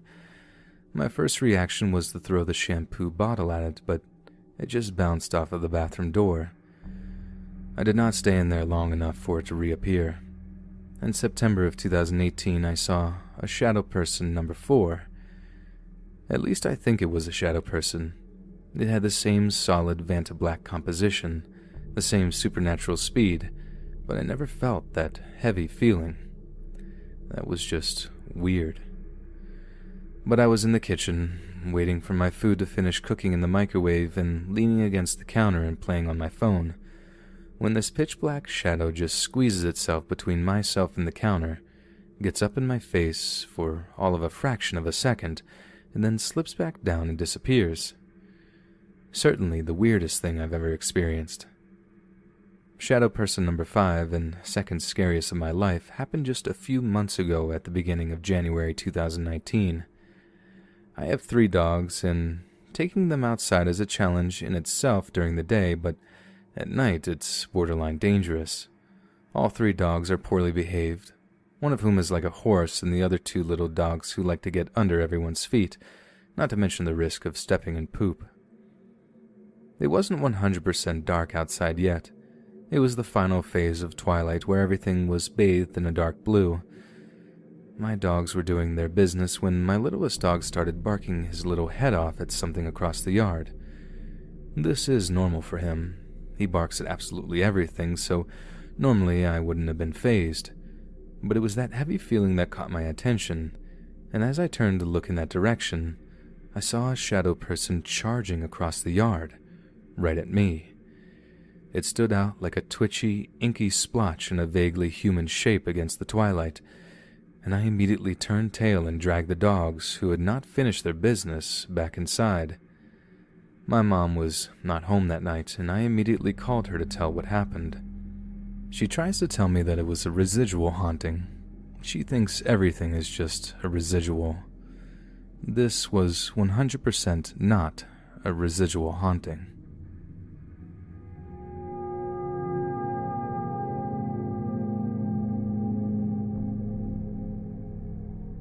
The first encounter I saw the shadow person was when I was about 11 years old. I was on a camping trip with my cousins. In the early morning, everyone was still asleep except for me, and I was staring at the side of the tent when I could see a clear outline of a boy wearing a cap on the side of the tent, except instead of being like a normal shadow, it was solid black in comparison of the shadows of the trees and other things casting over the tent. The boy then repeatedly walked back and forth past the tent. We were in the middle of nowhere, and I was scared considering I thought a complete stranger was pacing our tent. When everyone else woke up, we went outside of our tent and there was no one around. I told my cousins what had happened and they didn't believe me. Yet it was like the boy followed me home because he would appear behind people when I was talking to them outside, in the doorway, or walk along the fence line at random. His appearance wasn't ultimately creepy besides him appearing at random outside over the course of the year. The last time I saw the boy was when my friend and I had a sleepover and my mother was working, so we were going outside, not sleeping and messing around. We were in the front yard late at night when we felt like someone was watching us, so we got a torch and shined it around the yard, then down the street. No one was there, yet when we shined the torch over a power pole, we briefly saw a boy in a cap poking his head out from behind the pole, yet even when the light hit him, he was completely black. We shined the torch around the pole for a bit, yet didn't see anyone, so we went inside and locked the door. Nothing else occurred until I was around 14 and encountered the girl, who was ultimately more aggressive and creepier. The first time I met the girl, I was half asleep at a family friend's house. The family's friend had doors in most rooms except the makeshift guest room that they had curtains in the doorway for privacy instead of an actual door. Again, it was an early morning and the family friend's kids were running around making noise. I rolled onto my side to see the shadow of a very tall girl in a dress holding the curtain open, staring at me. I was annoyed and thought it was a resident of the family friend's house, so I said, "What do you want?" And then she immediately vanished, and the curtain even dramatically flickered as if there was a sudden breeze. I went back to sleep. A few days later, again when I was sleeping, I could feel the blanket slowly dragging down my body. I assumed the blanket was falling off the bed, so I just felt around with my eyes closed and pulled the blanket up. Then the blanket aggressively whipped down to my ankles. I, still being half asleep, assumed the kids of the house were being little idiots and messing with me, so I pulled the blankets back up, wrapped it like a cocoon around me, and gripped onto the blanket at the top. I could feel the blanket really roughly and relentlessly getting tugged. By this time, I was so annoyed and just wanted to sleep, so I said, "Just take the blanket then," letting go of the blanket that basically flew into the air and landed in the entry point of the room.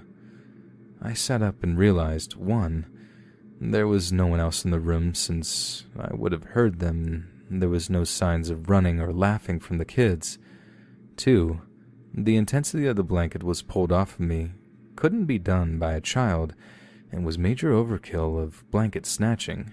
Despite not seeing anything, I was creeped out and ran down the hall into the living room where I stayed up until the rest of the night. Another encounter with the girl, and the more creepy ones, was when I was sleeping on the couch of my older sister's house. I woke up because I felt a big whoosh of air as if someone ran at mega speed past the couch. I laid there wondering what had just happened, and then I saw the clear shadow of a tall girl in a dress run really fast past the couch. By then, I was scared, so I didn't move, and this girl was basically running laps past this couch at super speed with a whoosh every time she passed. Mind you, this was a living room, so to even pick up a speed this girl was getting at in such a short length of area was supernatural to begin with. I was getting more and more spooked, so I decided to make a leap of faith and try to dart into my sister and her significant other's room, which meant I had to pass the area where the shadow person version of the Flash was sprinting. When I moved, the girl stopped, then walked around to the other end of the couch and stared at me. I was feeling bold enough to tell her to go away, so she came closer to me. I felt around for a cushion and threw it at her, which went straight through her and didn't do anything. She then basically walked up beside me and started leaning her face towards mine, so I covered my face with a blanket, started crying, then started saying the Lord's Prayer. I didn't move, and eventually I fell asleep until the morning. My sister told me in the morning if I kept running around at night, I can get out of her house. The girl then would appear in the corner of my room at night at random. I slept with a nightlight on until I was almost 20. The worst and last encounter was her in my family home. I had a bunk bed that was a double below and single at the top. I slept on the bottom bunk. One night I woke up to pitch-black feet climbing up the ladder of the bunk bed, and the weight form on the top bunk as if someone plopped down on it. I stared at the top bunk, not knowing what to do, when the entire bed frame started shaking and rocking, as if someone was up there having a seizure. I wasn't going to check it out. Then I started hearing a really harsh and rough breathing with something that almost sounded like growling, so I just started praying because I was too scared to leave the bed. I then slept on my floor of my mother's room for several days. The final time I saw what I assumed was a shadow person was when I was about 21 and I booked a hotel room with a female cousin. We were going to an event in a city area. My cousin got trashed and I wasn't that interested in drinking. We got back to the hotel and my cousin went straight to sleep. My cousin was laying there sleep-talking and I was playing on my phone. The beds were separated like typical hotel beds with a bedside cupboard in between. I looked up and a tall shadow of a man was standing over my cousin. He simply appeared from nowhere and I was trying to get my cousin to wake up. The man immediately whipped his head to me. Because it was a shadow, it had no facial features, yet it was staring directly at me. He then basically zoomed towards my bed, which I jumped off and switched the overhead light on, and he vanished. My cousin was too drunk to notice, and I kept the lights on all night.